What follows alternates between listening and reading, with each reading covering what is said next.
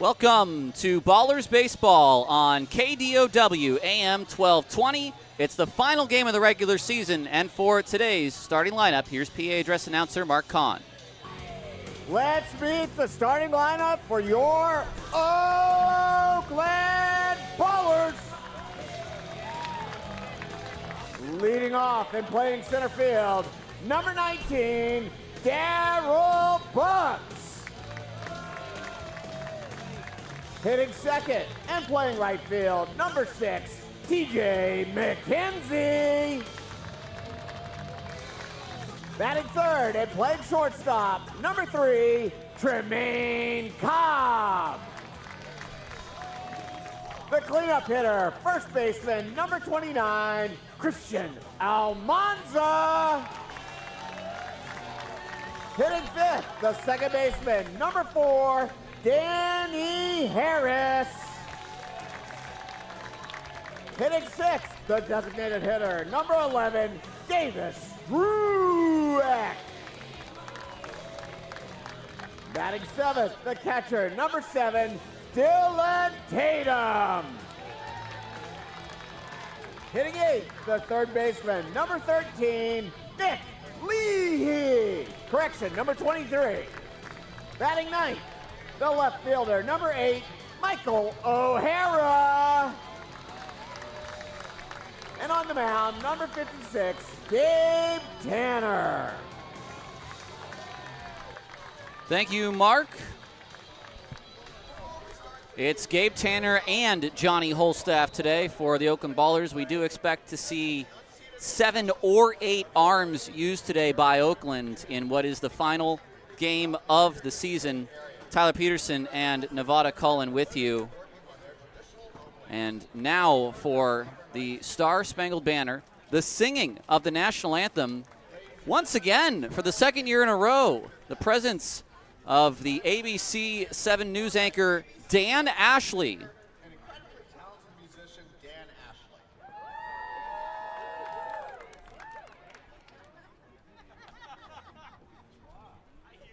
Oh, say, can you see by the dawn's early light what so proudly we hailed at the twilight's last gleaming, whose broad stripes and bright stars through the perilous fight, all the ramparts we watched were so gallantly streaming, and the rocket's red glare, the bombs bursting in air, gave proof through the night that our flag was still there. Oh, say, does that star-spangled banner yet wave?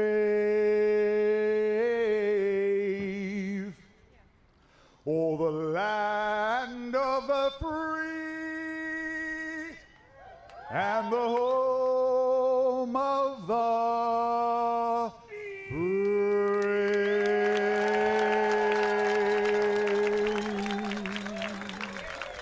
I got to get a coat and shades like Dan Ashley. A wonderful national anthem, and I just got done watching the Raider game. Sort of looks like a long-lost cousin of the Davis family. Dan Ashley, thank you for that. Nevada Cullen, it's our last time together, buddy. Just give me the lineup. Here's the lineup. There you go. Aiden Redahan, the first baseman, leads off. Tommy Speck, the right fielder, bats second for the 33 and 62 Great Falls Voyagers. AJ Fritz, the second baseman, hits third. Trey Cruz, shortstop, cleans up. Kyle Schmack is the left fielder, batting fifth. Game-tying homer yesterday. He plays left field. Emilio Corona is the center fielder, looking to push his hit streak to 20 games. Where did 9 come from? Anyway, he plays center field and hits sixth. Anthony Swenda, the third baseman, bats seventh. Jack Nickel is the catcher batting 8th, and Frank Podkul, the designated hitter, bats 9th for Great Falls, who will throw Nick Marshall, who's opposed, at least for now, by Gabe Tanner. 9 may have come from the fact that Gabe Tanner has 9 wins on the season. 9-0 in Tanner's first professional year. 16 appearances, 10 starts, and a complete game as well. Tanner, a 3.35 ERA in 75 1/3 innings. 47 strikeouts to 23 walks. Batters are hitting only .248 against him. And we are expecting Tanner to throw 2 innings today. And we are under the assumption, although we have not been told, that it will be indeed Gabe Tanner who will be getting ready for a potential playoff start. Tanner looking to lower his second best ERA among starters in the Pioneer League of 3.35.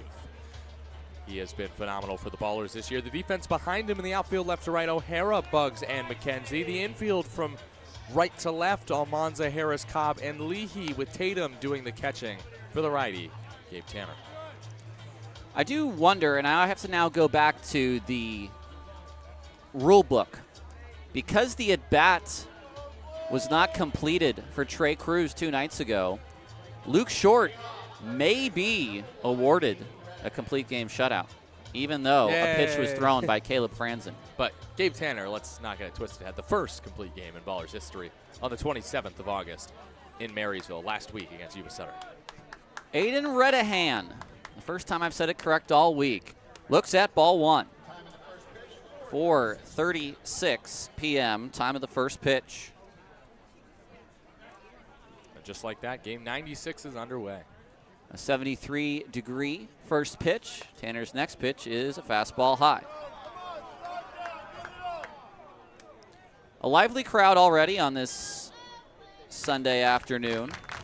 Buy your tickets for Thursday or Friday, games 1 and 2 in our playoff series. There's a fastball for a strike to Redahan.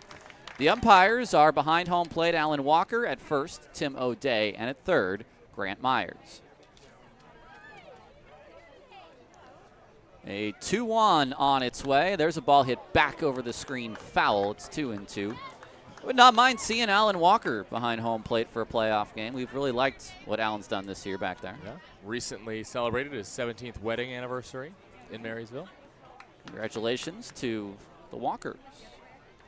The 2-2 on its way. It is swung on and hit into the air. Center field. Bugs over into the gap. He stops. He reaches up, and he makes the catch. 1 away in the first.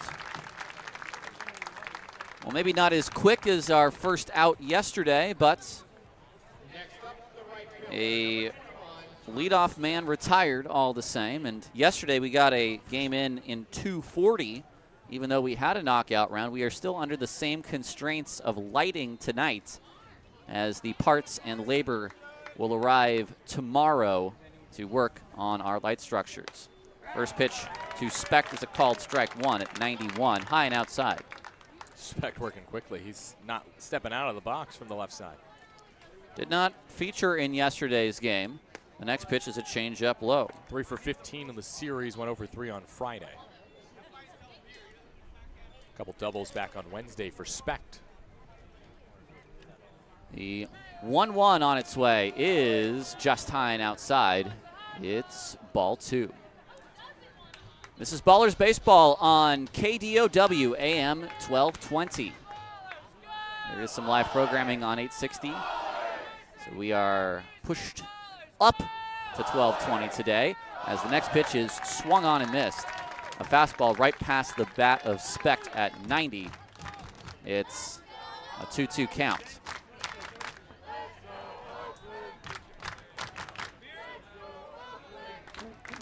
Tanner from the windup.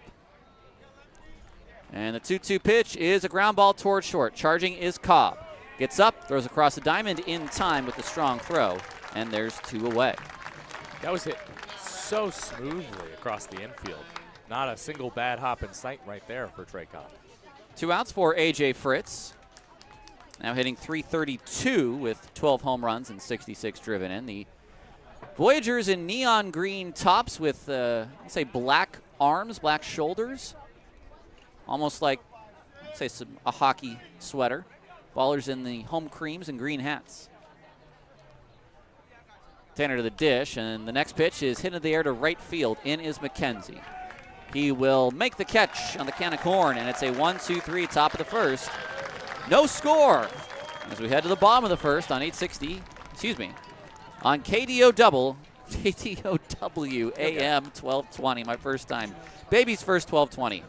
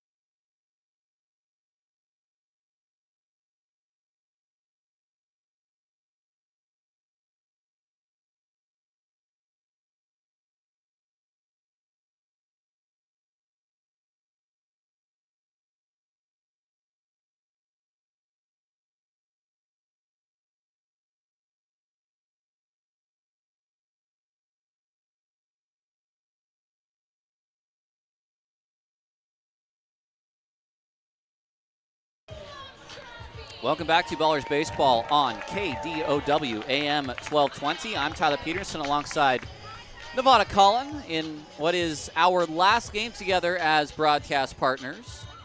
For now. For now. That's true. Ballers will send Bugs, McKenzie, and Cobb against the righty, the one of only two pitchers we have not seen this week for Great Falls, Nick Marshall. 25-year-old righty from Antigo, Wisconsin. 6'3", 210, 8.92 ERA this year, 4-7 record, 15 starts, 77 2/3 innings, 116 hits, 41 walks, 57 strikeouts, and Sunday at Glacier, just 4 innings in a losing effort, 9 hits, 6 earned runs, 2 walks, no strikeouts, and a homer allowed. And I'm sure Marshall is going to ball out today, as the Voyager starters have all week. I didn't realize the Honeyman was going to be in Wisconsin. I thought you meant Antigua the island. Oh, that's too bad. Antigo, Wisconsin. Here is Daryl Bugs. First pitch to Bugsy is a called strike. Bugs batting .255. 4 doubles, 4 triples, 5 home runs, and 30 driven in this year. The 1-0. Bugs looks at a fastball just low. It's 1-1. Very speedy top 3 in Bugs, McKenzie, and Cobb. And the 1-1 pitch to Bugs is a slider way outside. Marshall knew immediately that he lost the handle of that. Ballers will face the Ogden Raptors. We found that out last night after a big win by Boise, who also won big today. Bugs takes a fastball at the knees for strike 2. The 2-2 to Bugs, a half swing. Does he go? Yes, says Tim O'Day. And Bugs strikes out swinging. 1 away. That was one of those 50-50 ones. I don't blame Tim O'Day for that call. That'll bring up TJ McKenzie. More speed.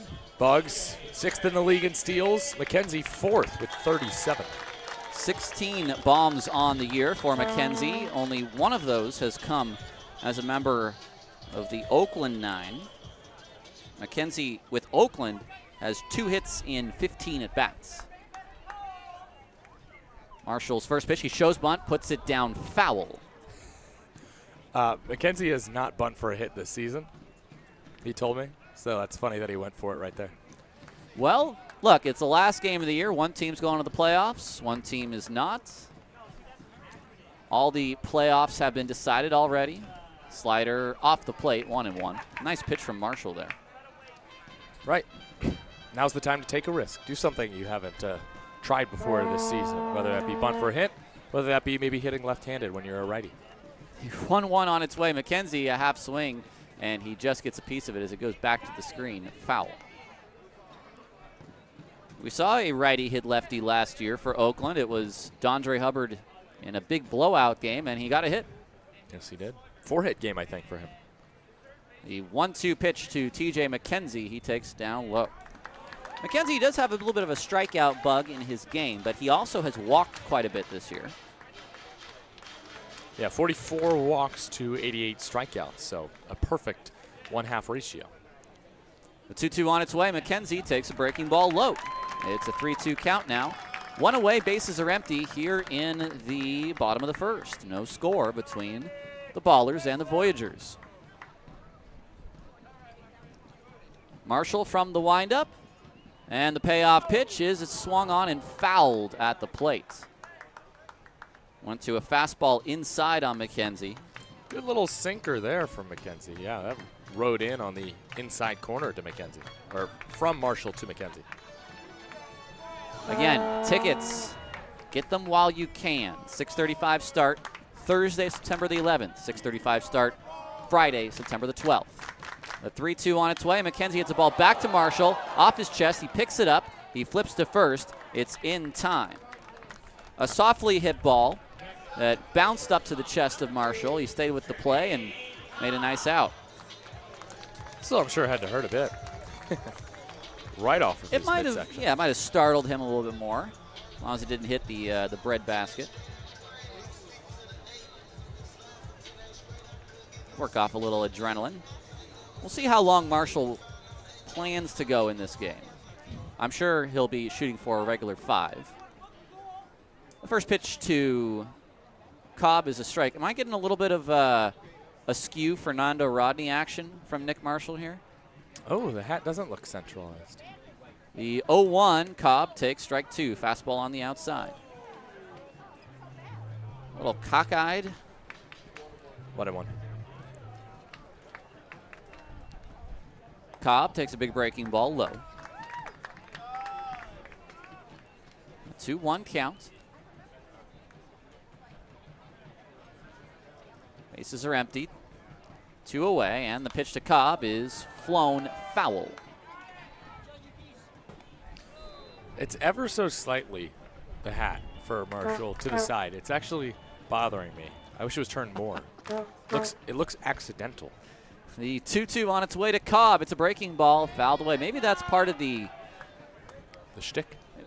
Part of the strategy for sliders outside to righties. I don't get it. It's a 2-2 count. Marshall from the windup. The pitch to Cobb is fouled back again. A lot of foul balls early. First, McKenzie had some. Now Cobb, 3 straight fouls. That was a fastball at 90 north of the zone. Marshall to the plate once more, and Cobb takes low on the big breaking ball. That one with more sweeping action. That one had been a curveball there at 78. And Maybe we'll a sweeper. See. Yeah, I mean, another full count.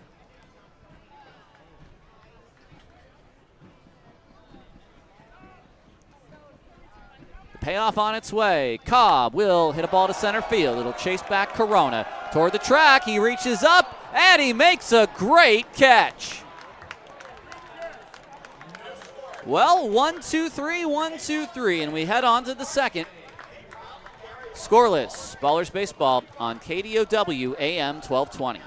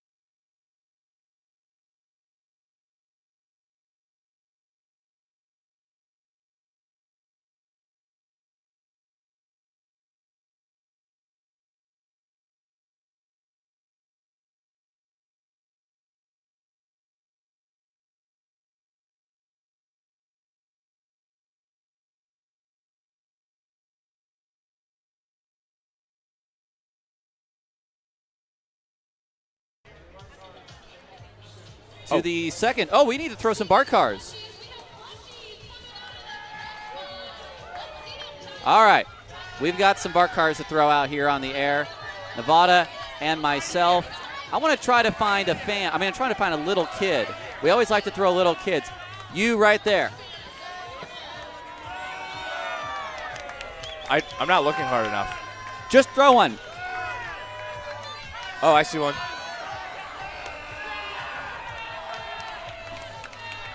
One more for Nevada. Last one. Last one. Last one. Let the kid have it. Yes. Last one. Where am I going with it?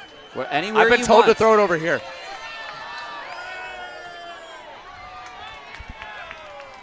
Trey Cruz, Kyle Schmack, and Emilio Corona.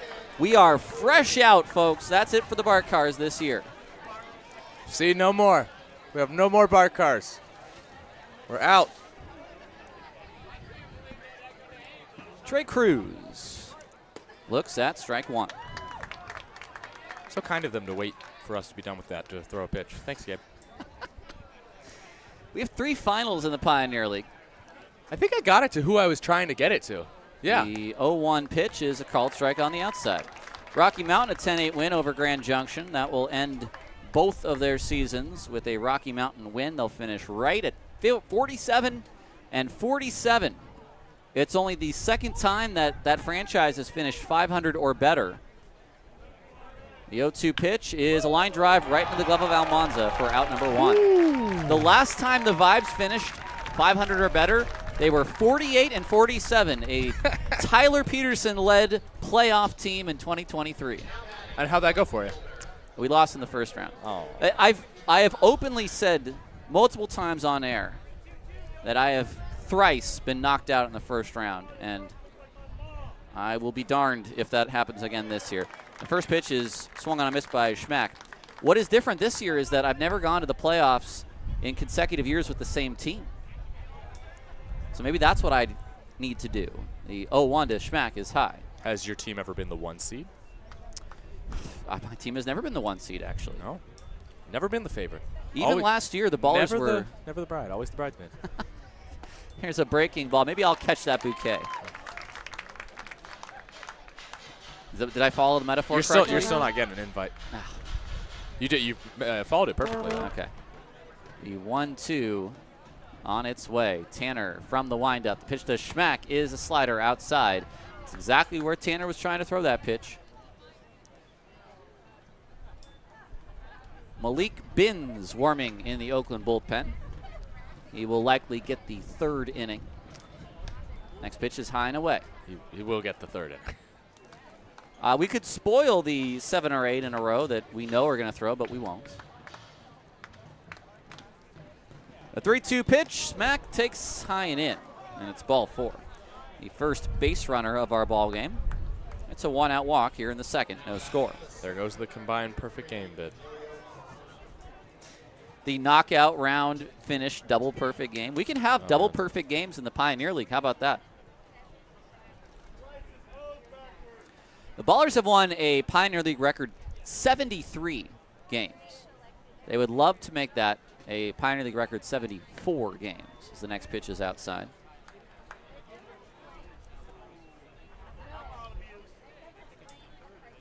Corona's had a nice series, and even yesterday he continued the hit streak with a base hit in the 8th.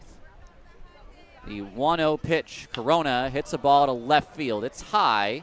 O'Hara is going to be underneath this, though, a few steps in front of the warning track. He'll make the catch or out number 2. 2 hands just for good measure there.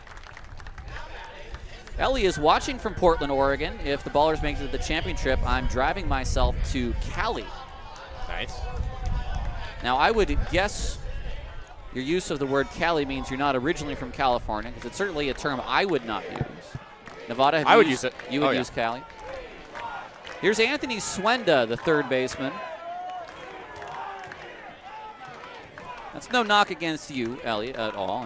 In fact, I've been to Portland and would love to go again. I've been to the Portland IKEA. The first pitch to Swenda is fouled back. At least the one by the airport.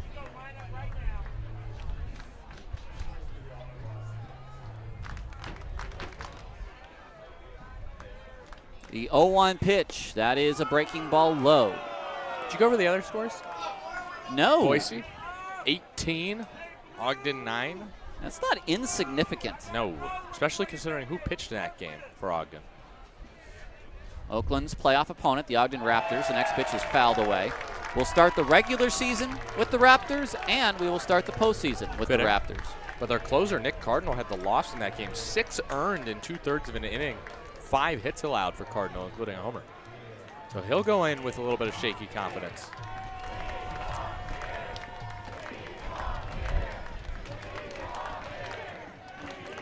Tanner set, a 1-2 pitch. There goes the runner. It's a ground ball to Allgaier. He gets up. His throw across the diamond is in time for the final out. No runs, no hits, no errors. A man left on base, and we head to the bottom of the second. No score on KDOW AM 1220.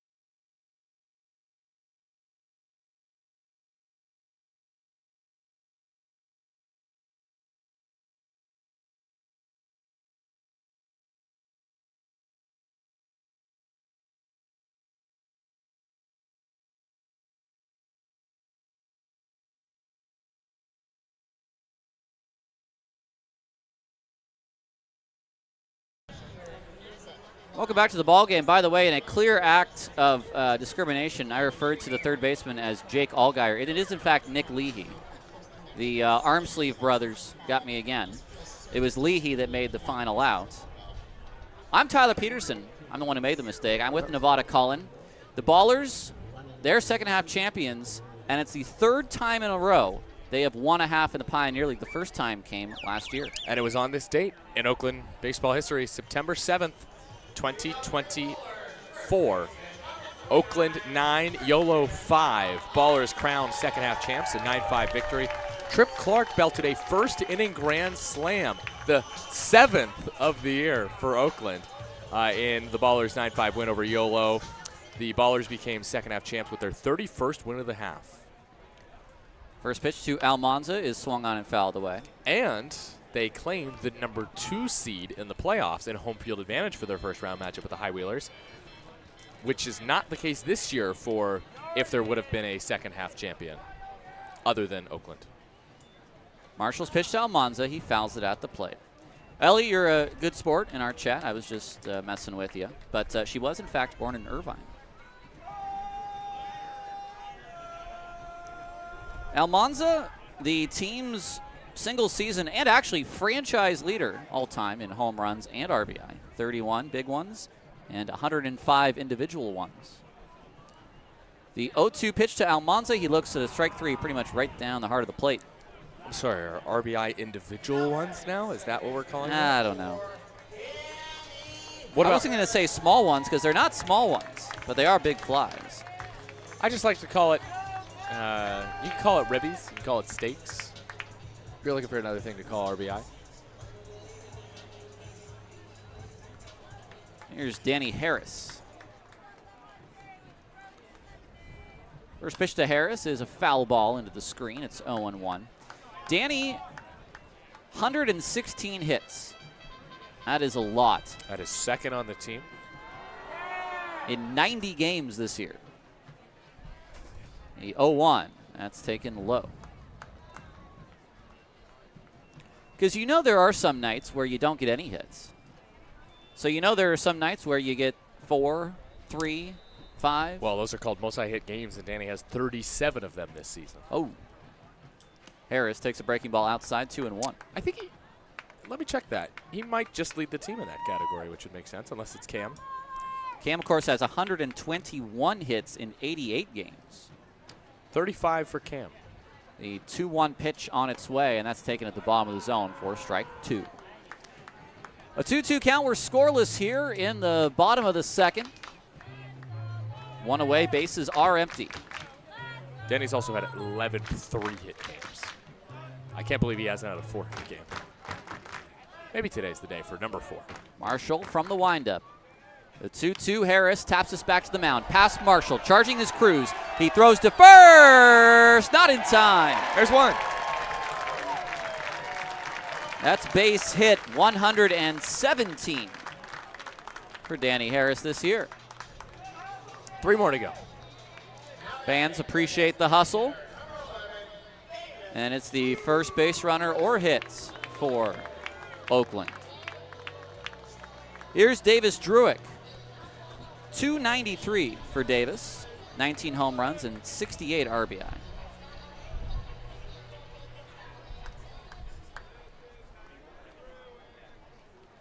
Marshall will work from the stretch for the first time. And the pitch is just off the plate. It's 1-0.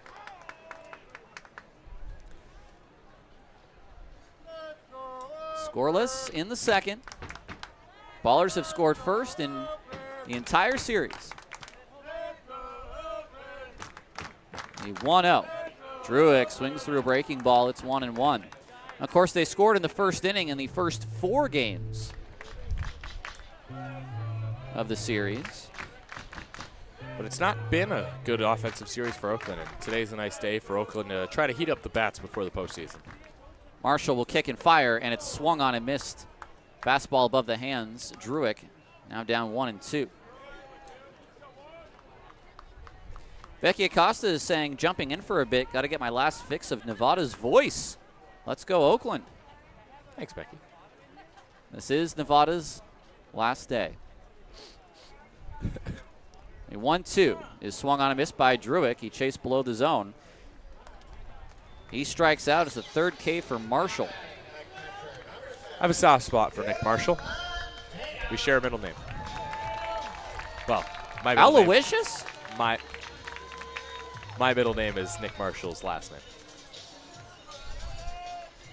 You're Nevada Marshall, Colin? Yeah. Oh.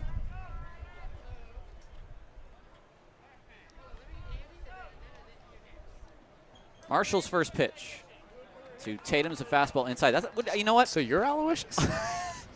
If you ever had a book, if you wrote a book, N. Marshall Cullen would not be a bad name for an author if you had to go with a semi-pen name. Okay.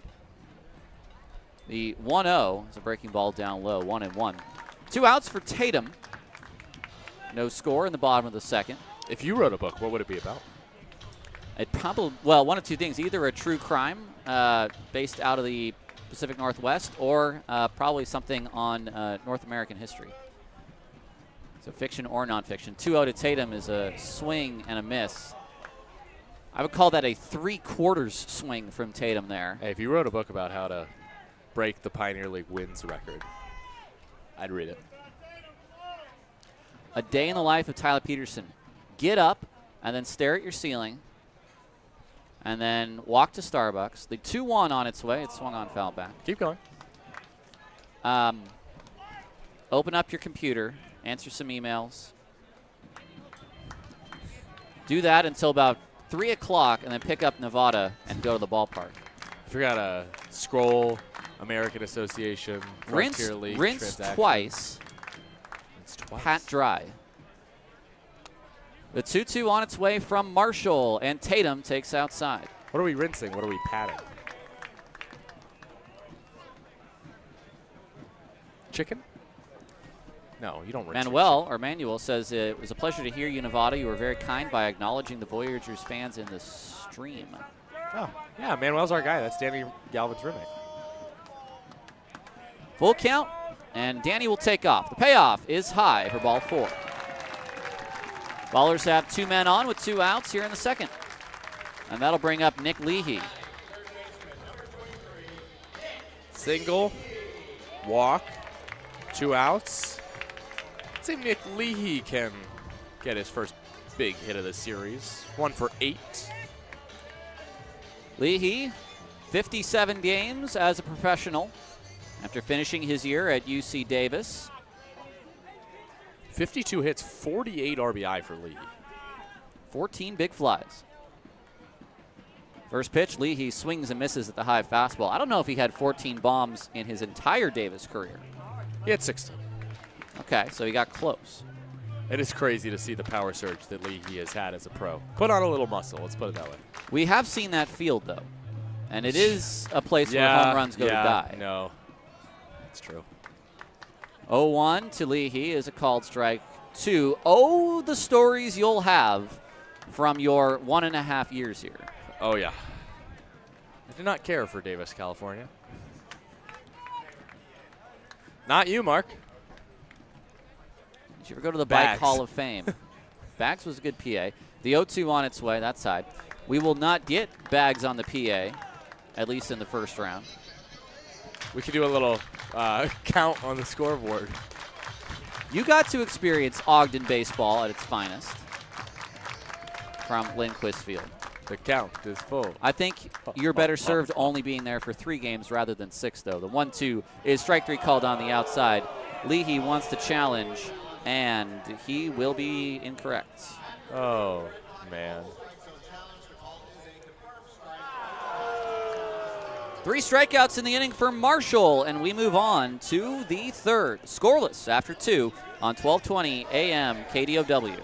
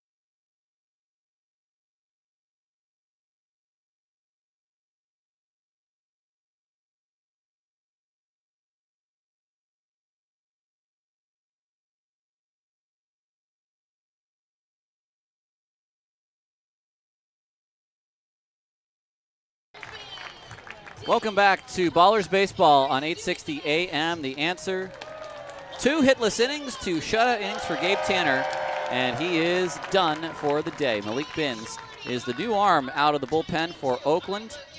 He on the year is 3-4 overall, and Binns, the right-hander, will be trying to make sure that his role as a potential long man for the playoffs, or listen, even with extra innings, that he is sharp, and he'll be pitching here on the last day. Yeah, I like Malik out of the bullpen in the playoffs. I think he, in his first 2 outings, looked really good for Oakland out of the bullpen, but now he's looking at a 13.5 ERA with Oakland in 10 2/3 innings. After getting roughed up a bit on Wednesday in the 6-3 loss, he gave up 5 earned runs in his start. But Malik, first time out, picked up a win, 2 hitless innings, then had 2 hitless innings and a save. And so I'm hoping for Malik that he can pitch just a clean third today, and maybe more, maybe not. He'll face Nickel, then Podkul, and the top of the order in Redahan. The first pitch is a called strike to Jeff Nickel, the catcher. 264, 3 home runs, and 25 RBI for him in 51 games. The 0-1 is a line drive that gets past the glove of Harris at second. It's into center field. It's base hit for Nickel. You know, I got to say, we really like what we've seen from both catchers this week, both Hernandez and Nickel. Yeah, good piece of hitting there. Got a fastball up, Nickel, and just sprayed it to right field. That'll bring up Frank Podkul, the DH.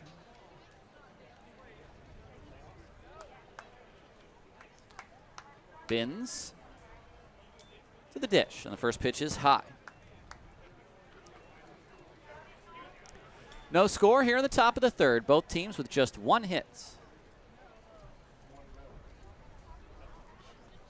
Podkol fouls it back. It's 1-1. Did we go over the score from Billings today? I don't think we did. Mustangs 13, Sky Sox 3. And what ends a odyssey of travel for the Colorado Springs Sky Sox. Next pitch is down and in. It's 2-1.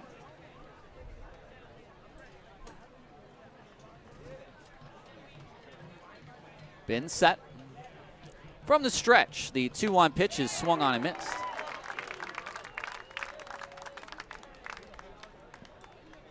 It's a breaking ball at the top of the zone, and Binns swings through it. The 2-2 on its way. Podkol hits one foul.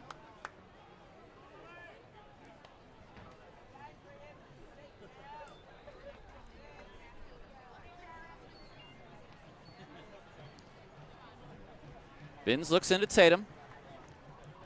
The 2-2 pitch upcoming. Here it is. Ground ball to second. Harris to Cobb for one, and the throw to first is in time. That's two. A double play. 6-4-3. And the bases are now empty, and 2 outs for Redahan.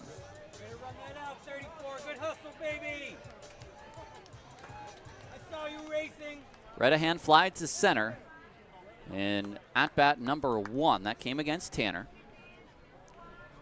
Binns may only just throw this one inning, but he wants it to be a quick one. The first pitch is hit down the left field line. This is trouble. O'Hara is over. He will slide, and he will not make the catch. But, boy, you have got to appreciate the effort from Michael O'Hara, who slid right at the edge of the grass on the warning track.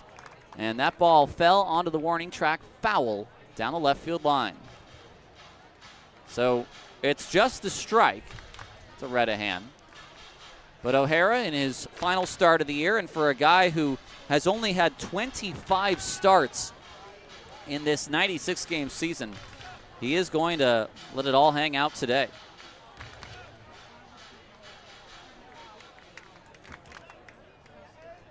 Redahan ready, as is Binns. Binns will go from the stretch, and the pitch is a ground ball hit to Cobb at short. On 4 hops, he gets up, throws across the diamond, and it's in time as Almanza keeps his foot on the bag, and we head to the bottom of the third. No runs, a hit, no errors, and no one left on base on KDOW AM 1220.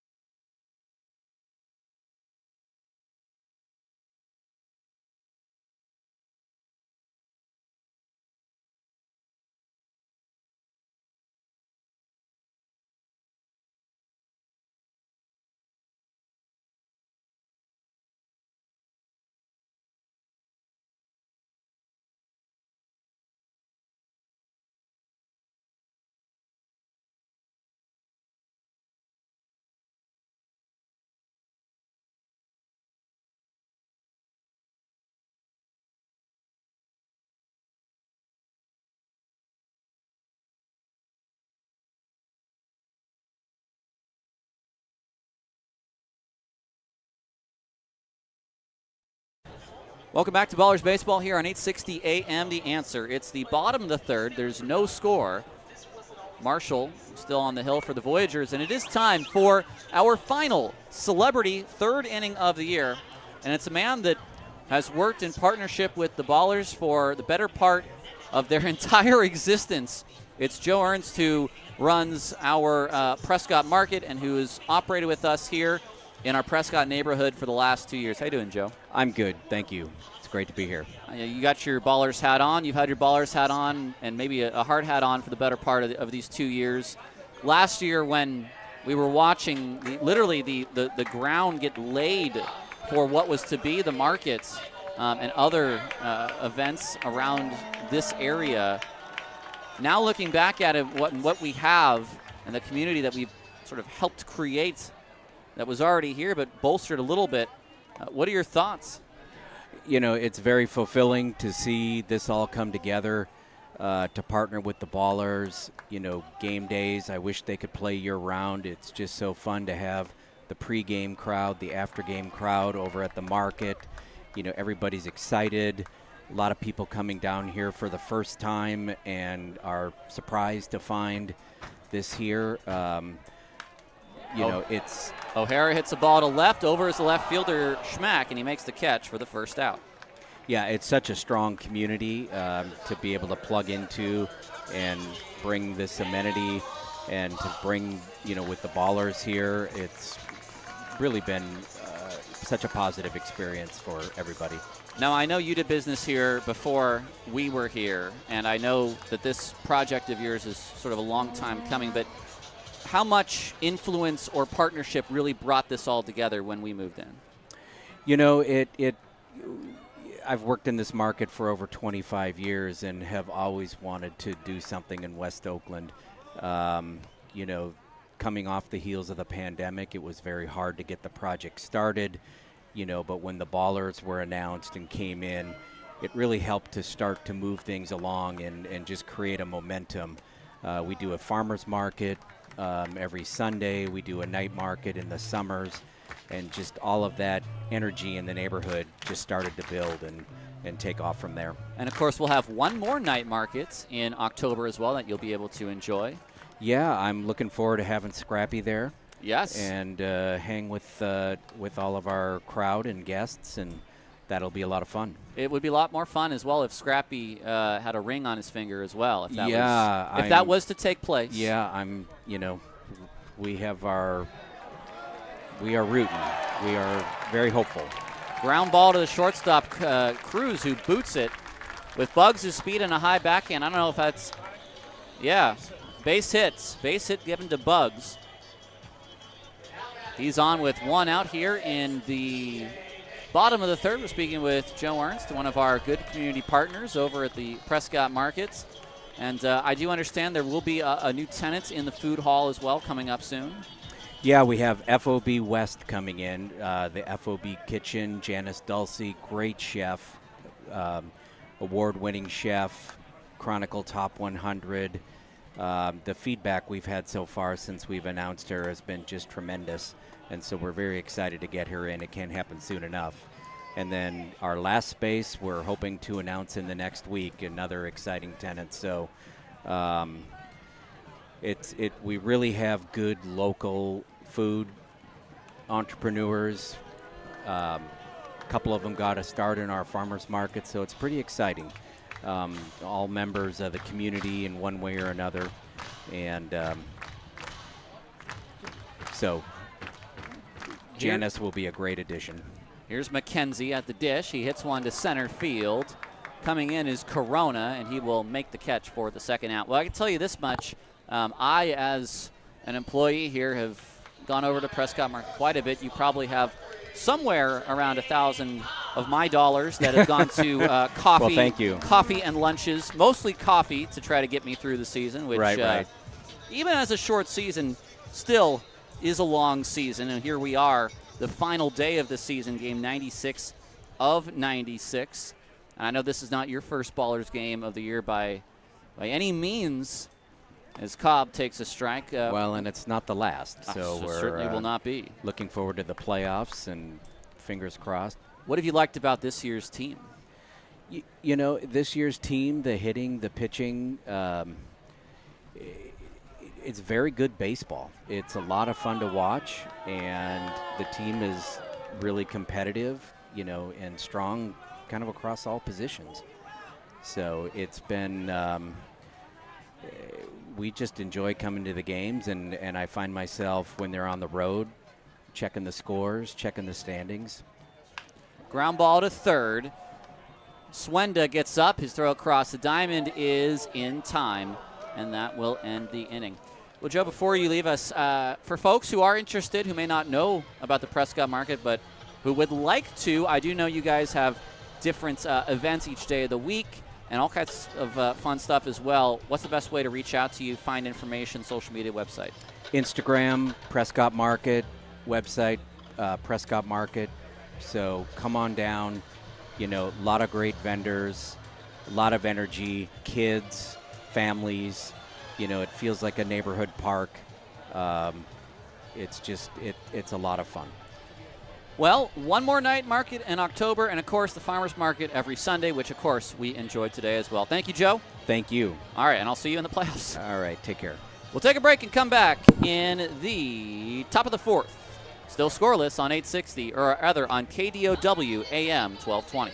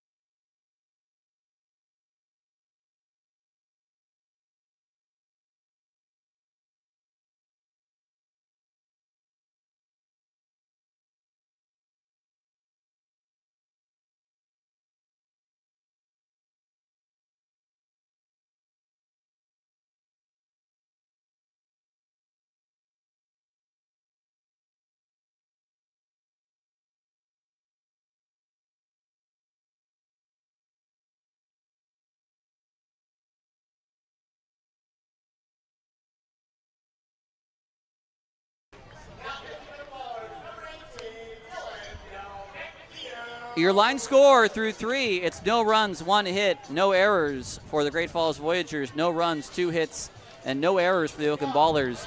And the man who reminded me that I was supposed to talk and be on the air, it's Nevada Cullen. You're so welcome for that, Tyler. I'm really good at reminding you to talk. Yes.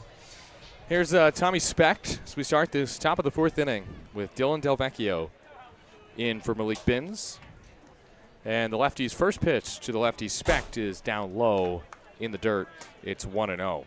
No score through 3 innings. Deja vu all over again from yesterday when we did not have a run until the 7th. And if that happens again today, fine by me. Foul ball off to the left, 1-1. Who doesn't love an old-fashioned pitcher's duel, right, Tyler? We don't get enough of them, I'll say that much. No, not in this league. Offense galore. Tommy Specht grounded out to short his first time. And he grounds to first, snared by Almanza on a high hop by his head, and takes it to the square himself ahead of Specht for out number 1 here in the fourth inning. So for Binns, it's 1 inning, 1 hit, no runs, and no walks or strikeouts. Dylan Delvecchio making another appearance out of the bullpen. He appeared Wednesday and went 2 2/3 scoreless with 1 hit and 3 strikeouts. Now he faces a righty in AJ Fritz. Dark red bat, swings and fouls it back, 0-1. Where do these jerseys rank, Tyler, for you? I like the Reds better. You like the honestly. Reds better than the bright greens for Great Falls? Well, I got to say, us green teams got to stick together. It's the only 2 green teams. You don't really count Boise's. I don't know. Really? You don't count Boise? I don't know. They wear that green jersey a lot. Foul ball back to the screen, 0-2. Glacier? Missoula? I can pull these green teams out of the air. Forget I said anything. Yeah, I usually do. 0-2 from the lefty Delvecchio to the right-handed batting Fritz. Ground ball towards the left side, 5-6 hole, cut off by Allgaier, throw on the run in time. 2 away. And we've both done it once. Leahy. We've both done it once. Nick Leahy. They need to stop looking so similar, Nick Leahy and Jake Allgaier. For the record, we're both white. We're both white. They're both white. You probably couldn't tell Tyler and I apart if you looked at us. Even though one is 3 inches taller than the other. Yeah, Tyler's got me by a feel. First pitch to Cruz is a strike on the outside corner. Nick Leahy is the third baseman. Trey Cruz at the dish, left-handed batter against the lefty Delvecchio. 2 outs, bases empty, no score, top 4. 8 on the timer, Delvecchio delivers, and Cruz twists but does not fire at strike 2, a fastball near the bottom of the zone. I'm what you'd call a true 6-footer, which is 6 foot not in shoes and 6 foot in shoes. Okay. Nice. I'm a true 6'3"er, probably. I feel like I'm a shade under 6'3" without shoes. 0-2 from Delvecchio. Cruz fouls it back. Trey Cruz lined out sharply to Almanza in the second inning. That was 102 off the bat of Cruz. Perhaps an unlucky 3 for 17 in the series. The 24-year-old from Pearl River, New York, who last played at Texas A&M Corpus Christi this year. 0-2, swing and a miss. Delvecchio throws him a breaking ball and picks up a K to maybe finish his day. It's, of course, Johnny Holstaff for Oakland today. And so far, Johnny's pitching really well, 4 scoreless. And we go to the bottom of the 4th, 0-0, Great Falls in Oakland here on AM 1220 KDOW.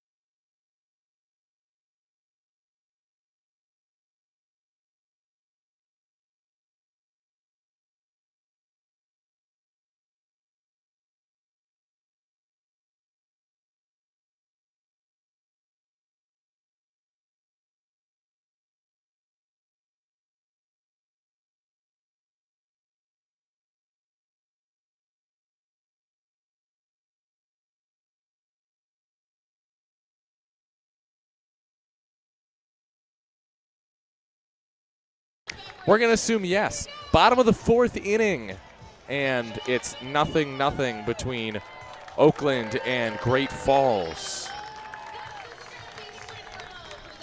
It's still Nick Marshall on the mound for the Voyagers here in the bottom of the 4th as Christian Almanza comes up to the dish. You want a little wide world of baseball, Tyler? Please.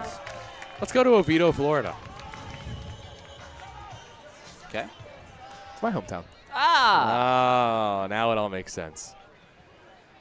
First from Marshall. Almanza hits it to the right side and sneaks it through. Almanza with his 111th knock in what is maybe his final Ramadi Park regular season at bat. Dun dun dun. Foreshadowing.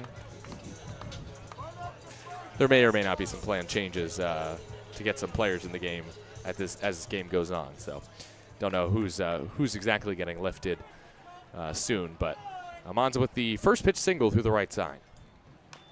And Harris bounces it slowly. Oh, off of his foot. Ow. Ouch. I was like watching it roll towards third base. And then it was foul from the get-go. 0-1 on Harris. Okay, Oviedo, Florida. And no, I'm not just saying this because it's my hometown, it's my last broadcast. There is some baseball talent from Oviedo. Riley Green, former number 5 overall pick of the Detroit Tigers, is from Oviedo. Ryan Mountcastle of the Baltimore Orioles. Yes. How do you spell this town? Oviedo. It is the same spelling as Oviedo in Spain, Yes. as in Real Oviedo. I believe it is founded by the same people. Juan Oviedo of the Florida Marlins from sometime, maybe? I don't know if he has any relation. Same spelling, though. 0-1. Harris takes a breaking ball off the plate, 1-1. Also, Zach Eflin, Orioles pitcher, former Tampa Bay Ray. I think of him as a former Philly. Oh, nice. That's true. Anyways, a lot of good baseball talent from Oviedo. I was not one of them. 1-1. Ground ball slowly hit left side. Charging shortstop Cruz throws on the run. A little bit offline, but the first baseman, Redahan, keeps his foot on the bag. Almanza goes to second. That's out number 1. And I believe I've told you this before, Tyler, but I like to, this is my bit of lore whenever I meet a Tigers fan. Riley Green played at my rival high school, Haggerty High School. I played at Oviedo High School. And during a fall baseball game, Oviedo versus Haggerty, I was in right field. And Riley Green hit a pop fly my way. It drifted all the way back to the fence. I reached over and robbed Riley Green of a home run. Druick takes low, 1-0. That was the only good thing I ever did in baseball. Druick at the plate with 1 out. Bottom of the 4th, no score. Great Falls in Oakland. Druick takes in, 2-0. And I'll finish with this. Oviedo is a suburb of Orlando. It's in East Orlando. It's known for its chickens. Yes, the Oviedo chickens that like to roam around downtown. 2 high schools, Oviedo and Haggerty. Yeah, nothing much to it. Just a suburb of Orlando.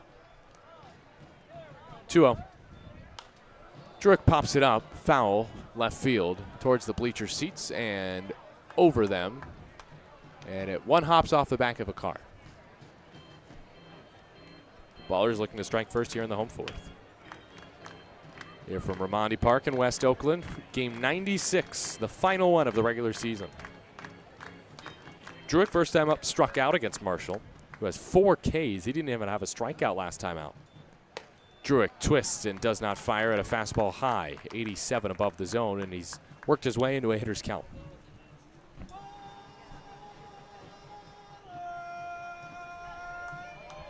Lively crowd, as Tyler said earlier, on this Sunday evening. 3-1 from Marshall. Druick takes a breaking ball that just bends onto the top of the zone. Evening is appropriate. We are past the 5 o'clock hour. I just now remembered that we're fighting against the sun tonight. The shadows are starting. Sun setting off into the distance to the right. Druick on 3-2. Hits it that way. They're creeping, climbing. Little preview for tonight. Little preview for our question on the answer segment. Ooh, goody. That's what you've been brainstorming. Yes, that's what I've been typing. I'm like, what are you doing? On my little keyboard over here. I was like, it is my last game. I deserve respect. This is better than respect. Question on the answer. 3-2. Druick strikes out. Marshall threw him a breaking ball and picks up his 5th K. Once again, Marshall did not have a strikeout in his last start. And he's already picked up 5 in this game.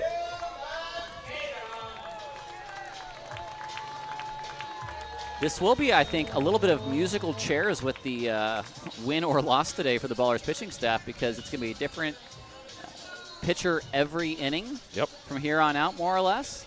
Pretty much. Forgot who was supposed to go how. Oh, let me just look at I took a picture of the schedule. Oh, yeah. Pitch into Tatum. Want to know? Yeah, it's Delvecchio will be, spoiler alert, done after 1 hitless inning with 1 strikeout. The man on the mound in the bullpen right now is Adam Bogosian. Hotbogo. 1-0 to Dylan Tatum. Almanza at second. Tatum takes outside, 2-0. These two, both from Stockton, California. Childhood friends, Almanza, Tatum, and Lozano, the Stockton trio.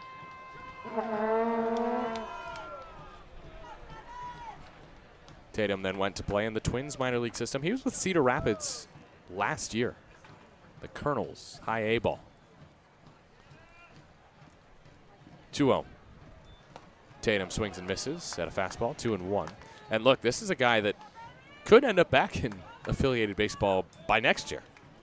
He is a catcher. That is a sought-after position. And he's put up great numbers this year, leading the team in on-base percentage, slug, and second in average. 2-1. Tatum swings and misses. I've been told fastball. that in your high school days, you forgot about your pinch hit, walk-off hit with 2 outs against a very strong team from Central Florida. Yeah. What's up, Dad? That's right. It was West Orange. That was JV, so that doesn't count. 2-2 fouled back by Tatum. So you're saying my whole high school career didn't count? Yes. No, I was on junior varsity at the time. It would have been my freshman year. There was a pitcher supposed to hit in a tie game with, I think, the bases loaded. And our coach put me in, despite me being a pretty weak hitter. And I basically just hit it under the third baseman's glove he was playing in. You could have called it an error, honestly. It was pretty bad. 2-2. Tatum takes outside, 3-2. But no, I was never a good hitter. I never really finished my swing. Like, you know how Dylan Tatum has a short swing, short and compact? Well, he's short to the ball and then he finishes long. I was short to the ball and then I finished short, which is not good. You're not supposed to do that. So this corner, you kind of found the contact and it ended there. Yes, exactly. Never hit a home run. 5 on the timer. Payoff pitch with 2 outs. Tatum takes high and tight and walks for the second time today. Marshall has 2 walks. They've both been Tatum. 2 on, 2 outs for Nick Leahy. The Ballers have left 3 on base for the first 3 innings. They have another 2 base runners here. 3 hits, all of them singles. And I think, again, this is a spot where Leahy, with 2 men on, try to knock them all in.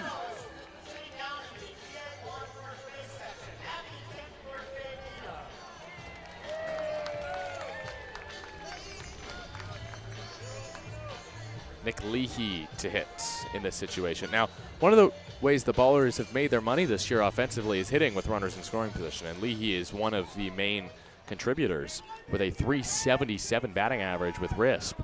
That's 3rd on the team. First pitch to him is high and tight, 1-0, and that's how he's collected 48 RBI in just 57 games. Struck out looking his last time against Marshall, though. The only challenge issued in the game was by Leahy, who got it incorrect.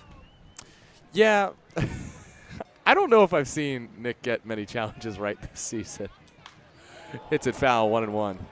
Well, I'll let him know you said that after you leave. Yeah, that's fair. I did say bye to him today already. So. I did like the quizzical look that some of the team gave you. One for saying, you're leaving? And then some other guys went, you have a fiance? Here's looking at you, Trey. Oh, 1-1. Leahy lines it right field. It is caught by Specht, and the Ballers leave 2 more here in this bottom of the 4th inning. No runs, 1 hit, no errors. Let's go to the 5th. Still scoreless. Great Falls in Oakland here on AM 1220 KBOW.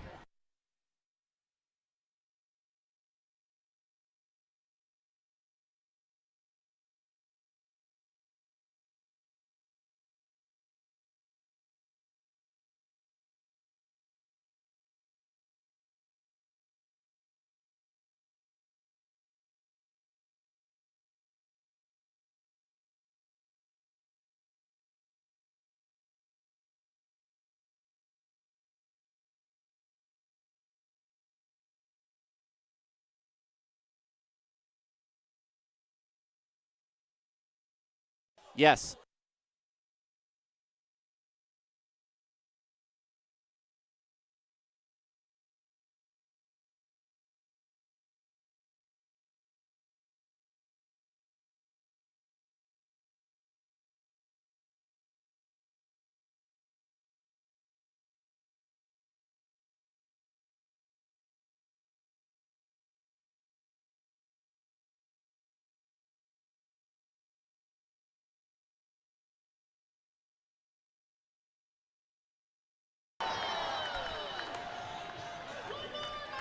HOTBOGO. I think I came in early there. It's Adam Bogosian time here in the top of the 5th inning from West Oakland in a 0-0 game. Dylan Del Vecchio, 1 hitless inning, no walks, and a strikeout. And that means it is time for Adam Bogosian's, everybody's favorite right-hander. It's not true. Why not? So he's somebody's favorite right-hander. He might be mine. Bogo with 13 strikeouts in his last 5 innings.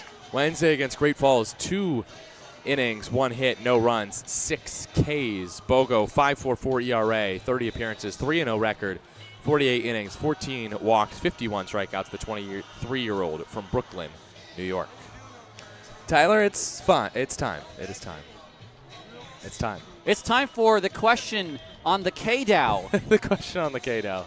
We are on AM 1220 today, not 860 AM The Answer. And before we begin, we're going to have something come out real quick. Aaron Miles is going to have a replacement. And we're going to listen to Mark Kahn. Your attention, please. Now exiting the game, first baseman Christian Almanza. Please join us in congratulating Christian on an epic season. He is the Ballers' all-time leading home run and RBI hitter. He hit 31 home runs this year and counting. We look forward to seeing what he does in the playoffs starting Thursday night. Entering the game, number 28, Lou Helmick. They're booing Christian Almanza. Oh, wait. Sorry, go ahead. That's a nice little nod to Almanza there as Helmick will come in and bat in the cleanup spot. I want to – we should do a Nick Leahy for Jake Allgaier switch. I don't think anyone would notice, but be like, wait, the same guy just – no, I'm just kidding. All right, first pitch high to Kyle Schmack. Want to know. The question on the answer is, what songs should Nevada and I sing on our karaoke going away party tonight? Pop fly, right side. Helmick might have a chance right away in foul ground. Lou got it. Fell to the ground, and he makes the catch. One away. Nice pickup from Bogo there. So 2 pitches, 1 out. Emilio Corona bats next. All right, so Tyler asked the question. We have some answers here on question on K-Dow today. As Corona stands in from the right side, looking to push his hit streak to 20, not 9. Pitch on the outside for a strike, nothing in 1. I got you, babe. How about that one? I got you, babe. Right? Is that a little Bob Dylan? Wait. No, It Ain't Me, Babe is what I'm thinking of. What's that one? Who's that by? I got you, babe. One and it's one. like, is it a little sort of R&B Motown-y? I don't. Vince likes, instead of question on the answer, Sonny what and now? Cher. What now on K-Dow? I like that. Yeah, Sonny and Cher. Don't Go Breaking My Heart by Ellie. Although, Ellie, I will say, Pink Pony Club might be sung by Nevada tonight. No promises. Xavier wants My Heart Will Go On. Mandy by Barry Manilow. Josh, our resident musician in the chat, chiming in. 2-strike pitch, swung on and missed. 1-2 breaking ball from Bogo as he has now struck out a whopping 14 batters in his last 5 2/3 innings. I mean, he's on fire. Speaking of fire, great balls of fire, says David Smith. Time of My Life from Dirty Dancing. I'm not going to lie, Steve. I don't know about that one as karaoke. A little slow. More of a good dance. Maybe if Tyler and I were going to do the dance as Swenda fouls it back, nothing in 1. Would I have to pick you up, or would you have to pick me up? I think you'd have to pick me up. Okay. No, we're not gonna take any chances there. Vince wants Hot to Go, but the Bogo version. Pitch outside from Bogo on Swenda. It's 1 and 1. My mom wants 500 miles. What's that? I would walk 500 miles and I would walk. Come on. Swing and a miss. 1 and 2. Who is that by? The Proclaimers. No. Celebration by Cool in the Gang. Xavier wants Luke Bryan. Ooh, no. any Tom Jones. Why, Delilah? Wait for it. 1-2 pitch from Bogo to Swenda is flown out to right field, and that will drop fair. That's disappointing. Throw to second by McKenzie is not in time, and it's a double for Swenda. Just dropped it down the line. Swenda with a double. That is his 17th of the year. So now I could say, Swenda, another double. What's new, pussycat? Whoa, whoa, whoa, whoa. Have you heard of that John Mulaney bit? Yes. Yes. Yes, I worked. It was 1. It's not unusual. That's very good. It's not unusual to be loved by anyone. Karaoke starts now. He always runs while others walk. That's Thunderball. Nickel takes a strike on the outside corner, nothing in one. More karaoke songs. Tell us on YouTube. We are now. the champions. We just lost a viewer, by the way. Which one? Foul ball. Nothing in two. How about Hit the Road, Jack? I could sing that Manuel to you. says, let's go Voyagers. That's not a karaoke song, Manuel. Get with the program. Michael wants Careless Whisper. I Can't Go for That, Hall & Oates from Vince. If by Bread would be appropriate. Oh, Good Riddance would be good. 0-2. Outside, 1 and 2. We sang that at my 8th grade graduation. Good Riddance would not be cliche. It would be fitting.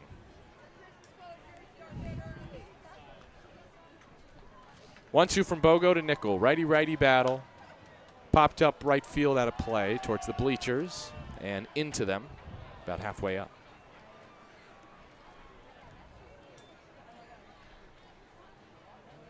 Steve wants 9-5. That's very not fitting, actually, for Tyler and I. We rarely work 9-5. We're more of a 3 to 11 crowd. 1-2 from Bogosian is low, 2 and 2. Working 3 to 11. No, not quite the same. No score, top of the 5th inning. 2 outs. Swenda doubled down the right field line. He's at second. 2-2 from Bogo. Outside, 3 and 2. Breaking ball, and Nickel held off. A lot of breaking balls today from Adam Bogosian. Modern Love by David Bowie, says Alexander. Neon Moon. Baby got back. Bogo's got another K. At the bottom of the zone at 93, challenged by Nickel. Nickel, for your thoughts? Don't challenge that pitch. And Bogo strikes out 2 more and a scoreless top of the 5th inning. No runs, 1 hit, no errors, 1 left. We're halfway through. Trying to beat that sun. No score. Great Falls in Oakland on 8:06 AM 1220 KDOW.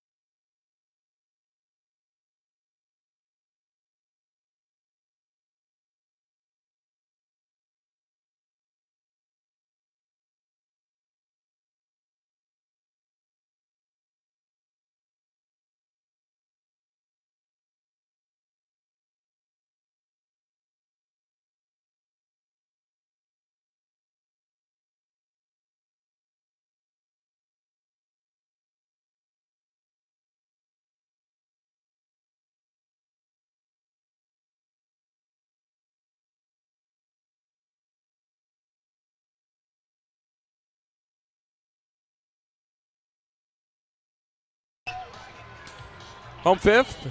Nevada Cohen alongside Tyler Peterson. Thank you for your karaoke song requests. Tonight, Tyler will be going with Man, I Feel Like a Woman, and I will be singing Baby Shark. Well, you know, it worked very well for the Washington State women's basketball team a couple years ago, and I am a Pac-12ist at heart, so. Well, was that their song? They rode that all the way, I think, to a Pac-12 title. Oh, good for them. And I believe that's not Sheryl Crow. Help me. Oh, Shania Twain. Shania Twain even sent them a message of support. That's sweet. That is great. If I did not know that, I think my dad would disown me for not knowing Shania Twain. My dad is a wedding DJ. He and my mom tuned in today. Shout out Monica and Patrick. The Cullens. Shout out to Hudson if he's listening. And Anna.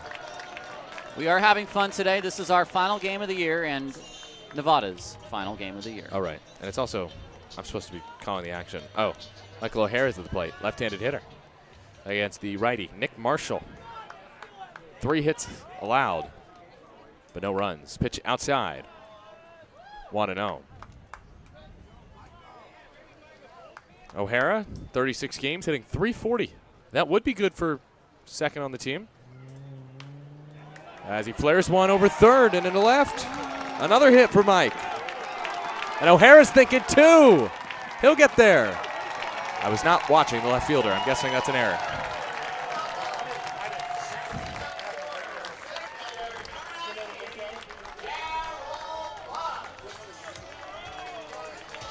A replay, please.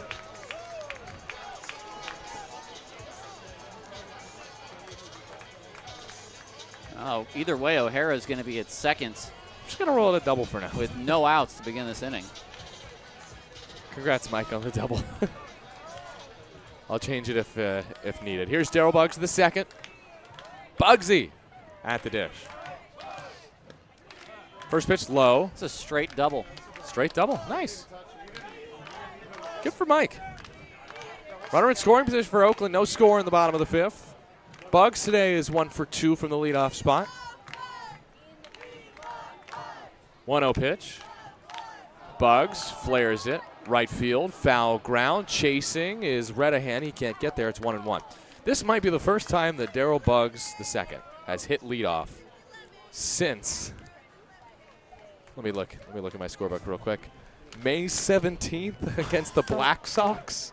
No, you're saying he's never batted leadoff all year. I don't know that he has. I could go through it. Cobb has had a lock on this leadoff spot. That is true. He hit second a good bit. No, he did hit leadoff on June 4th. Taps it foul to third. 1-2. Yep. June 4th against Glacier. He hit leadoff. Steve says FUN from SpongeBob. F is for friends who do stuff together. U is for you and me, and is for anywhere and anytime at all down here in the deep blue sea. That's applicable. Way to know the lyrics on that one, Tyler. Buggs trying to bring home the first run of this game with nobody out in the bottom of the fifth. Runner at second. And instead he takes strike 3. Marshall just dotted a fastball at the bottom of the zone, and Nick Marshall has his 6th K. Well, N is for no survivors because 6 Ks today for Marshall and 3 via the backwards K variety.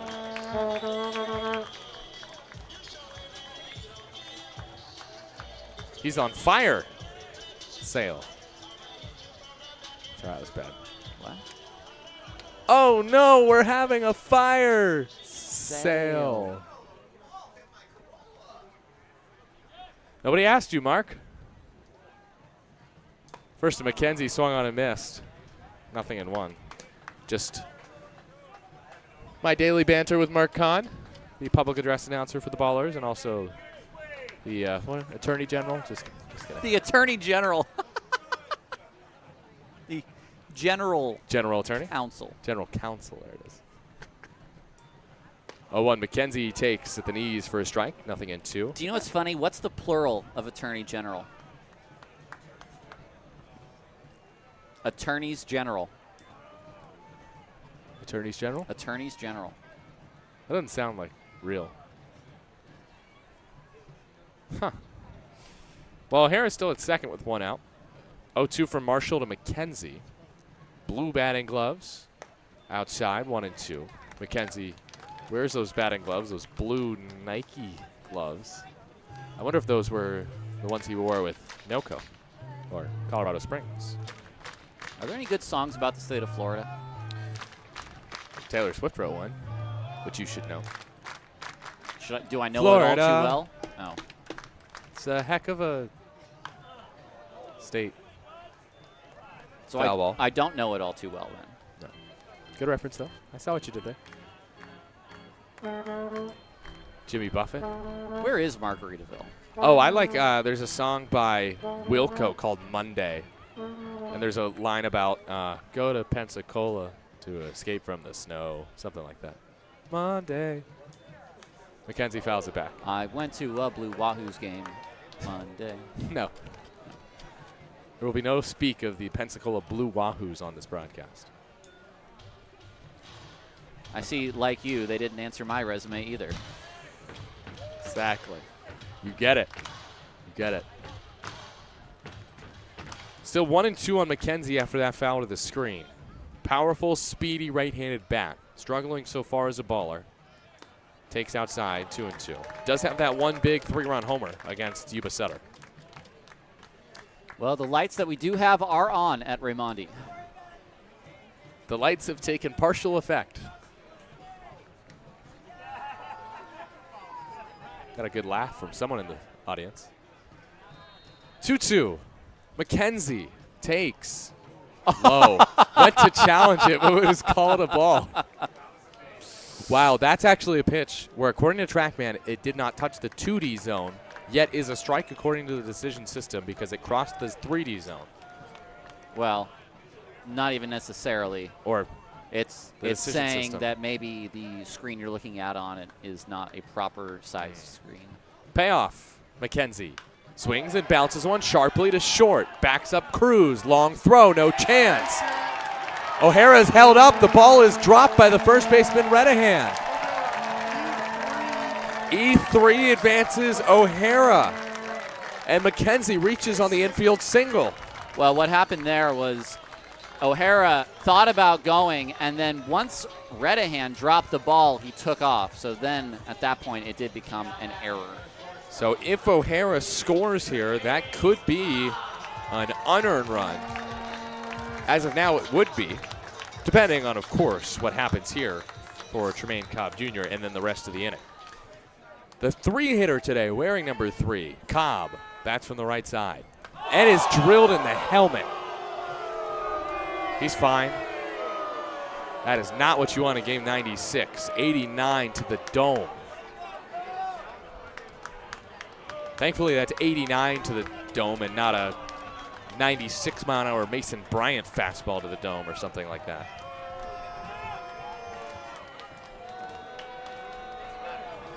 I think the louder it is, the better. Does that sound right, Tyler? The louder it hits the helmet, the better? Like, it got more plastic? I don't know. I'm hoping that's the case. Lou Helmick will have his first step out of the day.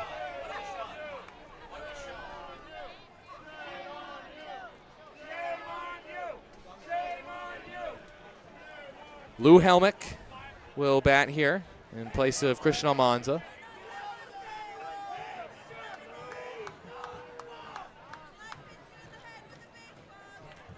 Almanza was 1 for 2. Long check here for Tremaine Cobb Jr. to make sure he's concussion-less, and he is allowed to stay in the game. He's good to go, passes the test.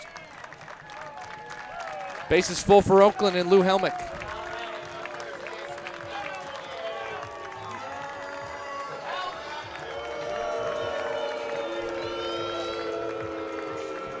I will say this. The error now no longer matters. Yes, that's true. In a earned, unearned decision. Chuck Shirley to the dish. I'm Ravana Cullen. That's Tyler Peterson. And just don't call me Shirley. I am wait. Surely you can't be serious. I am serious. And don't call me Shirley. There you go. There we go.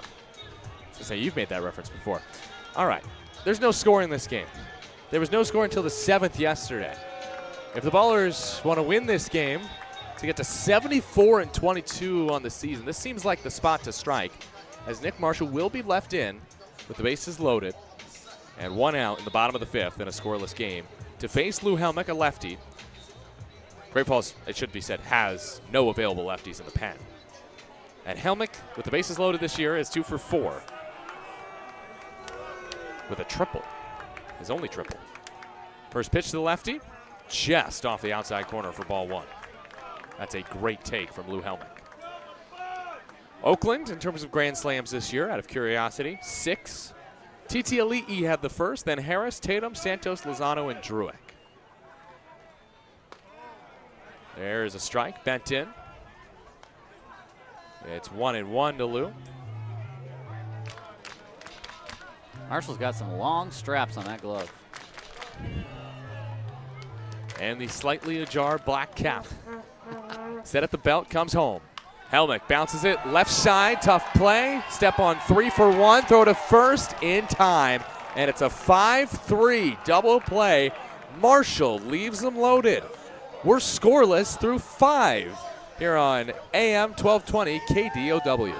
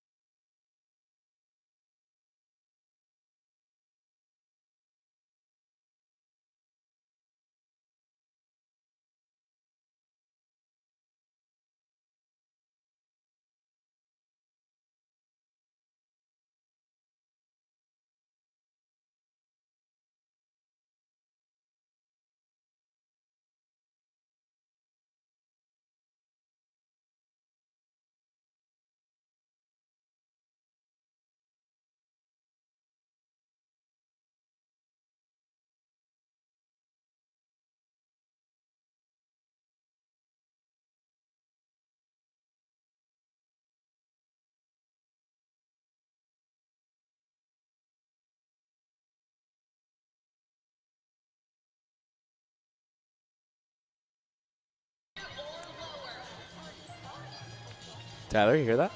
I do hear that. Who is it? Oh, Florida song. It's Taylor Swift. I just told you. Oh, it's called Florida? It's called Florida with 3 exclamation points in all caps.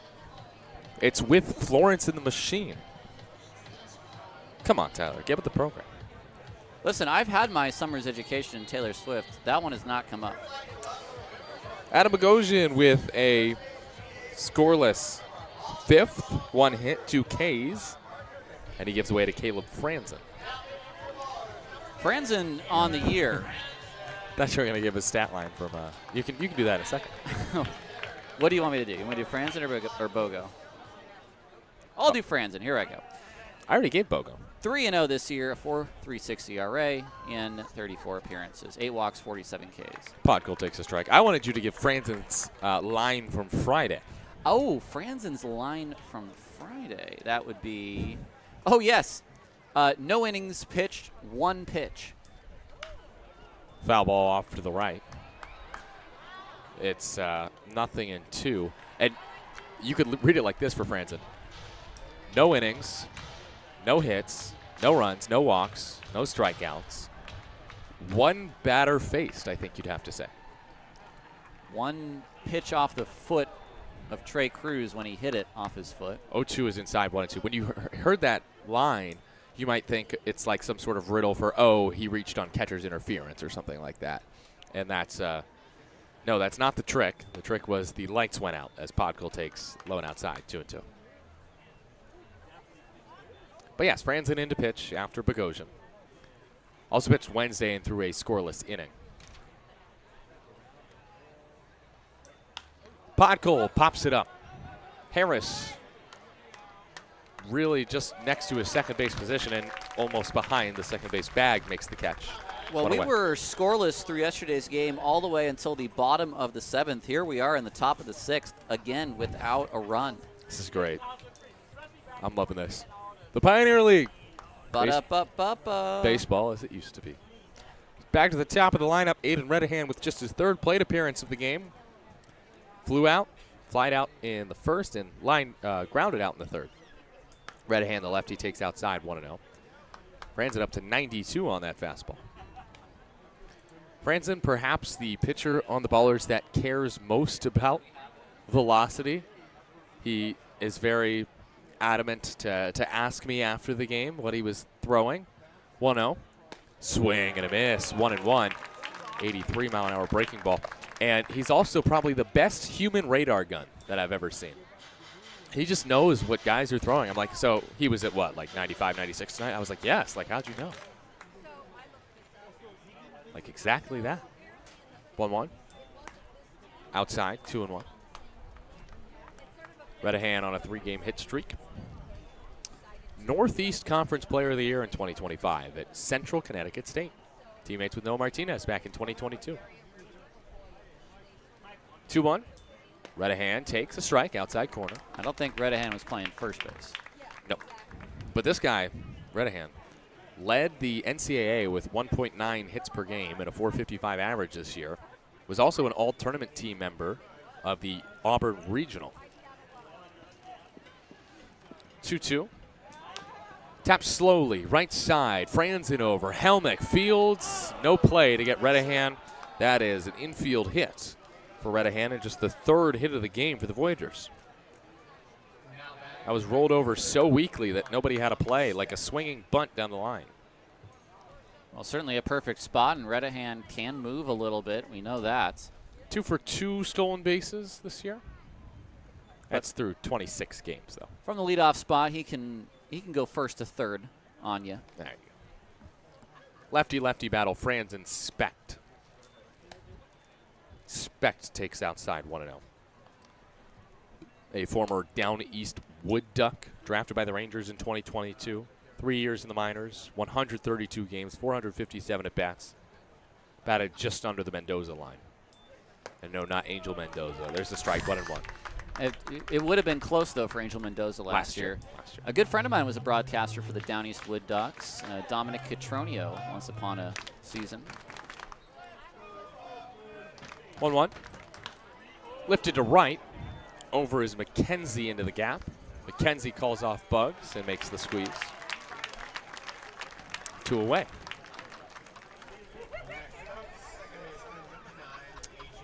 Still scoreless with 2 outs in the top of the 6th inning. Redahan is at first base, and here is A.J. Fritz for the Great Falls Voyagers.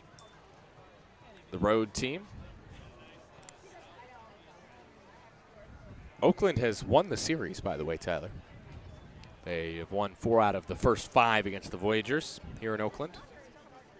First from the lefty, Franzen into the right-handed hitting Fritz, way outside, 1-0. That means Oakland finishes the regular season with 13 consecutive series wins. Their last series loss was to Missoula in June. That was a 3-game series. Runner goes, foul ball. That means the Ballers this season, Tyler, did not lose a 6-game series. Wow. Yeah. Well, if you're 73-22,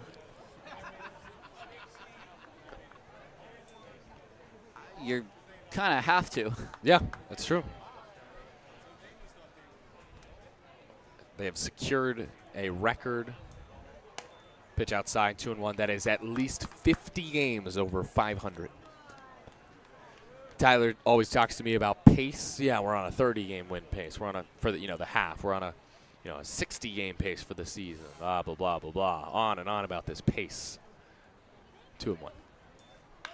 Lined foul left field, 2-2. Well, I always said 30 wins should get it done to get a playoff spot and a half. And the Ballers blew his pace out of the water this year, put it that way. If you look at the standings for the first half, 37 and 33. Boise had 30 wins. It wasn't enough. And here in the second half, 36 and 30 for Oakland and Missoula. Billings with 28, next closest. 2-2, runner goes again, but that's fouled off to right field. So the 30-win pace was not good enough in the first half and would have been well good enough in the second half. Yuba Sutter is going to finish potentially within a game and a half of Ogden to just miss out on the playoffs. Chuckers with 54 wins this year, Ogden with 52 wins. That's your other 2 playoff teams. 2-2.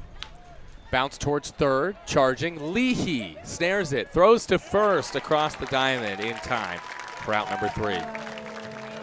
Johnny Holstaff for Oakland today. And Mr. Holstaff has thrown 6 scoreless innings against the Great Falls Voyagers. We go to the bottom of the 6th. Marshall looking maybe to complete 6 shutout innings for the Voyagers. He's going back out to the mound here for the bottom of the 6th on AM 1220 KDOW.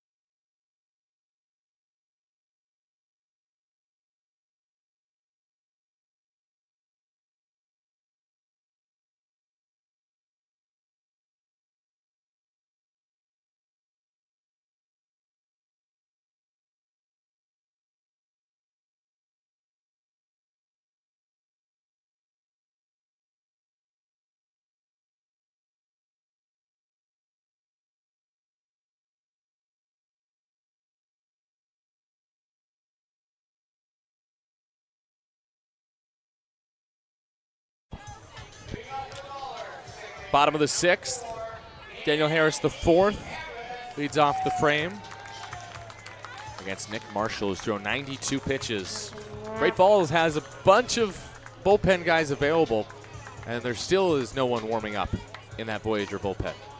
Marshall looking to go out with a bang this season. The right-handed pitcher delivers, and Danny lines it to short. It's a first pitch out to begin the bottom of the 6th. One away, no score.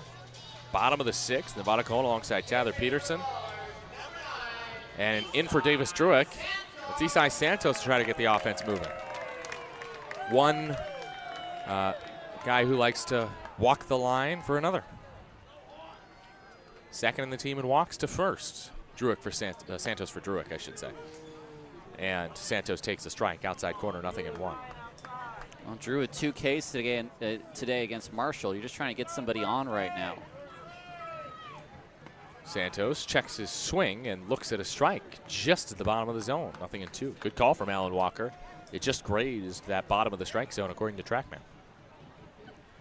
Marshall with 95 pitches. He might get put out for the 7th at this rate.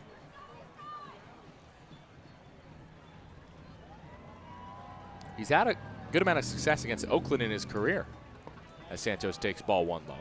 You go back to July 12th in a 12-7 win for Great Falls. He went 4, gave up 2 earned runs, 6 total runs, but struck out a season-high 11. Santos fouls it off. Honestly, the only Great Falls pitcher I remember last year is the guy who you said was like a soft-tossing lefty, and you're like, oh, well, Leslie should be able to hit him because he just saw that in the Pecos, and then he hits 2 home runs off. That was great. But who was it? That's the question. AJ Fritz? No. Nate Madej. Was it Nate Madej? It was not Nate Madej. No. 1-2, Santos strikes out. And Marshall ups his strikeout total to 7, which is just 1 shy of his season high. I'm going to find this, don't worry. His name, I have it now. Luke Powell? It's Stephen Wasilewski. Wasilewski. Yes. That's right. I do remember him.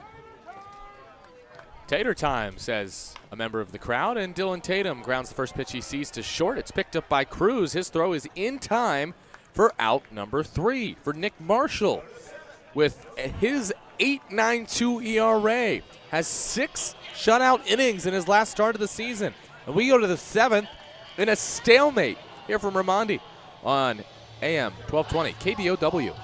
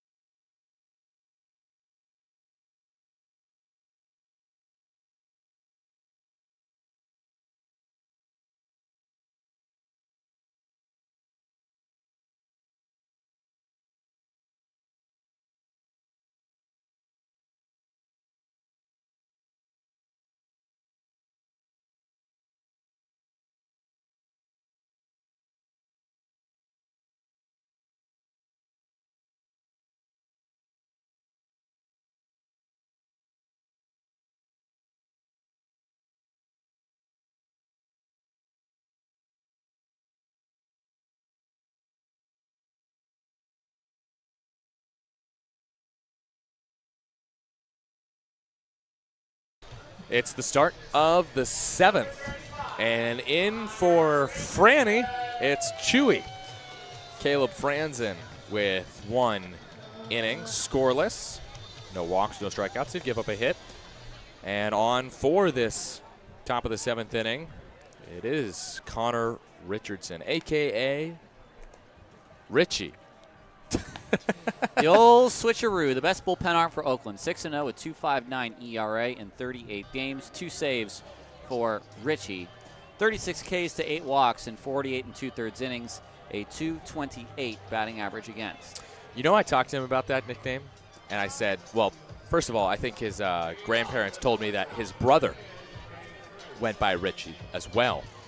And Connor thought that was so infuriating because As his first pitch to Trey Cruz comes in, and it's swung on and fouled off of Tatum. And that got a big piece of Tatum. He doesn't like that fact. He wants to be able to be called Richie, but I think someone else in his family was named Ryan, and then they named either his brother Ryan was named after his cousin, or his cousin was named after his brother. And because of that, they had to start calling Ryan Richie to distinguish between the cousins. And so Connor and his family lost the nickname Richie because of that. Thank you. 0-1 is a strike on the outside corner, nothing in 2.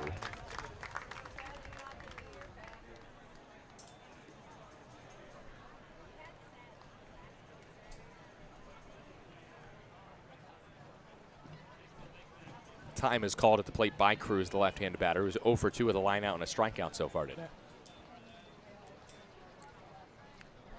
He's played a nice short. A couple balls that he couldn't quite corral, but he's got a strong arm. Interesting career path. I'll get to it if there's time.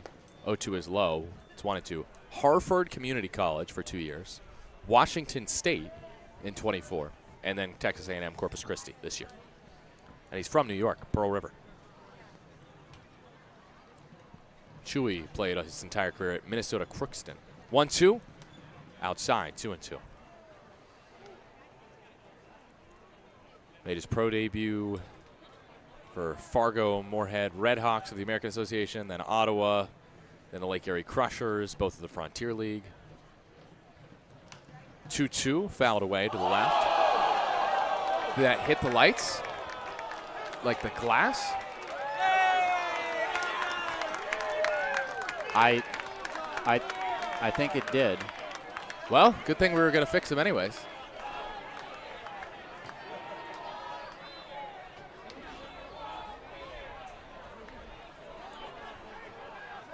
It's this. What is everyone looking at? I think it broke the second light. Well, we've already lost use of them. Oh, no. Oh, no. We are perfectly working lights now. Don't work. Trey Cruz, you broke them. Now you got to pay for it. Come on, Trey. You're better than that.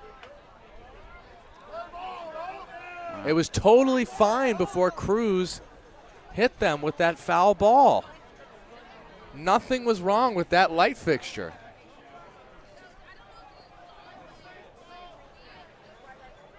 There's a pause now. We'll say it's 6:17 p.m. just in case this ends up being a delay. Yeah. I'm hearing from Tyler Peterson, the entire second light was shattered.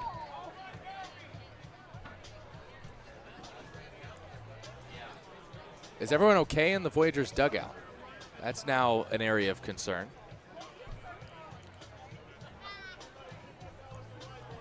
Well, you break it, you buy it. I just heard that from a little kid here at Raimondi. Now some members of the field staff for the Ballers. Well, I've never seen that. Is going over towards that Voyager dugout where the glass fell. Clean up on aisle there's 5. There's great irony in that. Yeah. And I mean, no better time for it to happen, right? Game 96. We have seen it all in this series. So the glass fell, at least some of it, in the field of play. And Anthony Alejandrez is cleaning it up. Anthony does a wonderful job maintaining Raimondi Park. So we have a delay starting at 6:17 p.m. pack time. thank you. And it has lasted 2 minutes. Hopefully this will not be as long of a delay as the other night. Well, no score. Chewy on the mound, top of the 7th inning. 2-2 is the count on Cruz. What is it with Trey Cruz? I don't understand how we have two issues. One is that light pole doesn't work, so we need to get this game in, and it delayed the game the other night. And now that same light pole, while Cruz is at bat, on a foul ball by Cruz, we have a delay for the second as time. the first batter of the 7th inning. We're cursed. All right, he needs to be thrown out of this game, Trey Cruz. Deja vu all over again. This is it. Unbelievable. This is it. This is how I go out. Unbelievable. Well, again, no score. Top of the 7th. Let's take Nobody a 2-minute out? break. A break? Yeah. All right, we'll take a break here on AM 1220 KDOW.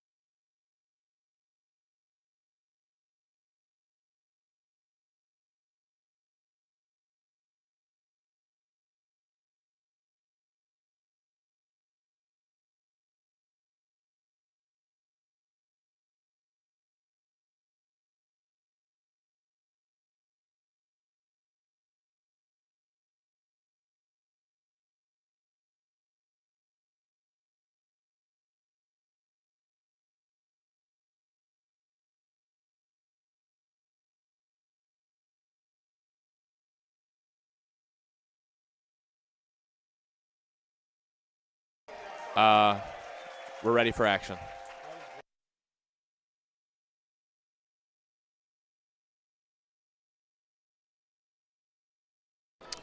For those not on AM 1220, we are resuming play here at 6:22.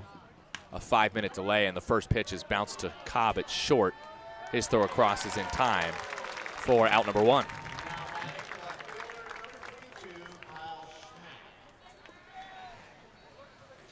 One out, top of the 7th. Oh, never mind. 1 second, we're almost back. One out, top of the 7th. No score here from Oakland. Great Falls playing the visitor here against the Ballers. Kyle Schmack at the plate against Connor Richardson. First pitch outside, 1-0. You might be thinking, wait, Trey Cruz was at the plate. Yeah, he came to the bat in the break right before we came back and grounded out on the first pitch he saw after the 5-minute light delay. Fly ball, pop fly, left side of the infield, Leahy shading. Cobb closing in on it, and it's the shortstop, Tremaine Cobb Jr., who makes the catch for out number 2. So yes, you heard that right. For the second time in the series, after a foul ball by Trey Cruz leading off the top of the 7th, a light fixture has caused a delay. And today, the delay only lasts 5 minutes instead of ending the game early. It's got to be the first time this has happened.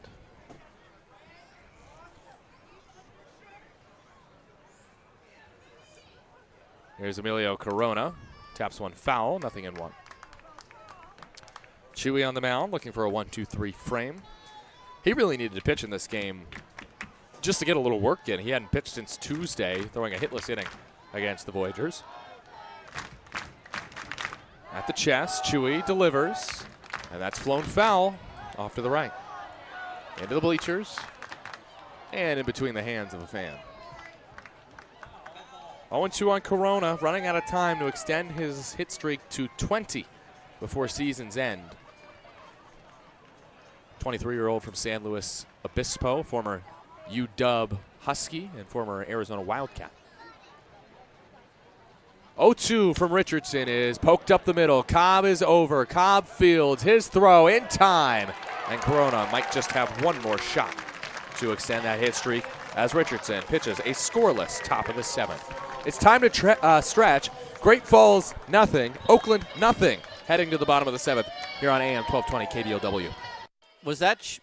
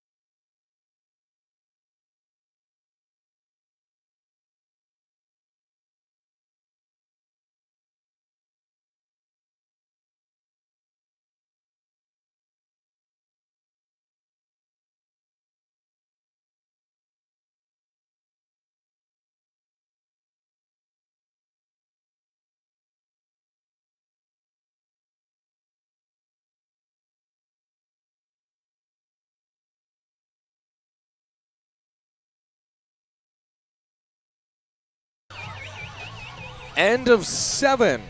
Home 7th here from Oakland.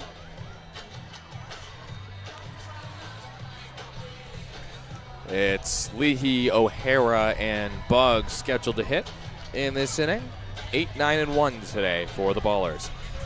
Nevada Cohen alongside Tyler Peterson. For one more half inning, I'll be on play-by-play. So yesterday in the bottom of the 7th, Oakland got their first run, a one-out home run by Cam Buford. Why were you on the call? Oh, because of our little... We did a little switcheroo. Oh, interesting. Nick Leahy bounces the first pitch he sees on a few hops to short. Cruz over makes the play. Throw to first in time for out number 1. Marshall's still out there. 99 pitches. Comes up Michael O'Hara. I got to say, Mike is easily a fan favorite. Definitely a broadcaster's favorite. Always easy to talk to. Always giving me good song recommendations. And I had the privilege the other night of talking with Michael's parents, the O'Haras, and they were very kind to me about O'Hara takes a strike outside corner, 0-1, about my call of Mike's first Oakland homer last week in Marysville, while my voice sounded like this. Wow, that sounded like Gollum. Wow, the pit of despair. 0-1. Outside, 1-1. And they just basically said, thanks for the great call, and we enjoyed listening to it. He said, Mike's dad said he had listened to it. Oh, I believe also Mike's dad's name is Mike. Might be wrong about that. Let me just check his family tree that I have in my notes as O'Hara takes a strike, 1-2. Well, O'Hara had said Dad to Mike, me, yes. Played football at Santa Clara in the early 80s. O'Hara had said to me that I believe his first college home run, also the stream wasn't working.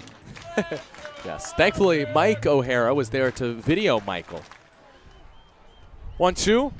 O'Hara checks his swing. Pitch outside, 2-2. So, yeah. O'Hara again, part of this great O'Hara family. Mike played football at Santa Clara. Aunt Kristen, Cal Athletics Hall of Famer. O'Hara the next in line, Michael. And he strikes out on a pitch in the dirt. No, he's saying he tipped it. Hold on. Hold on.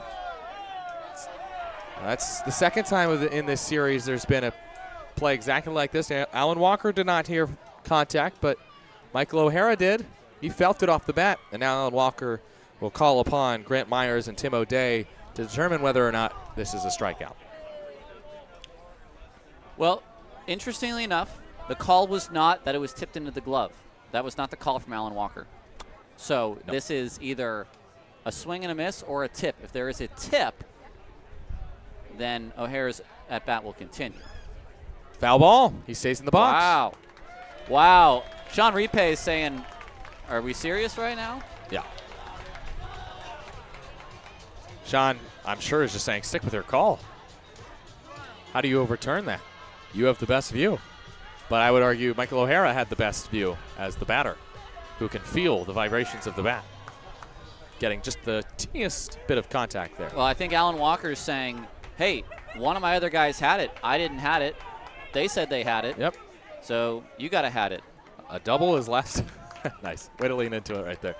O'Hara, 1 for 2 with a double to left field and also a line out to left field today. He's hit the ball sharply the other way twice.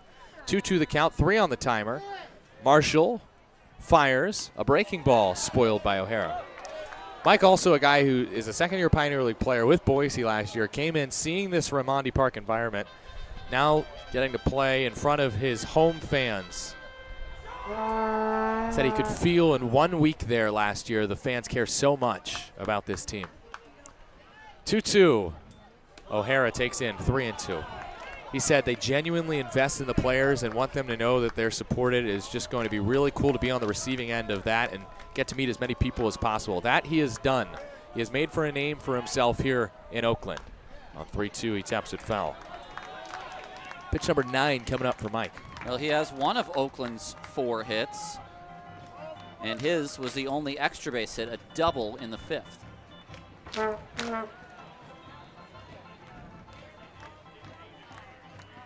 3-2.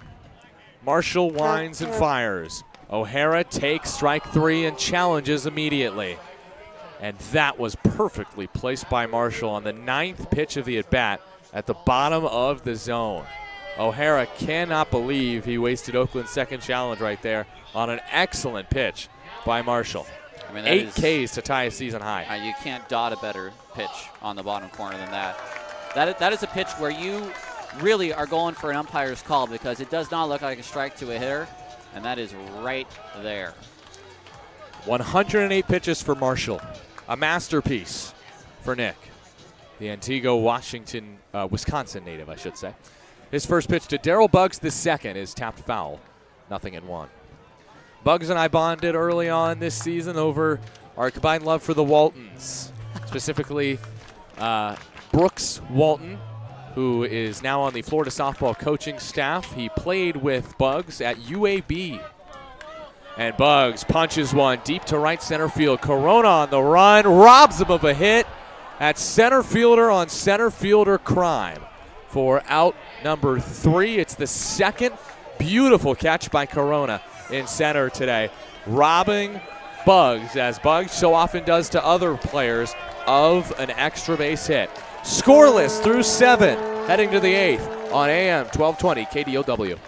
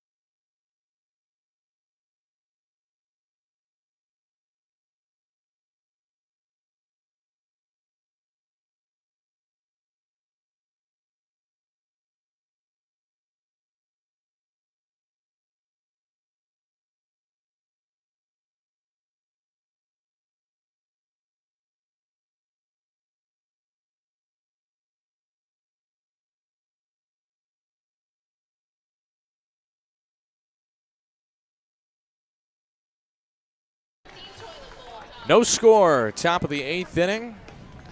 And I'm selfish. I told Tyler I want one more inning.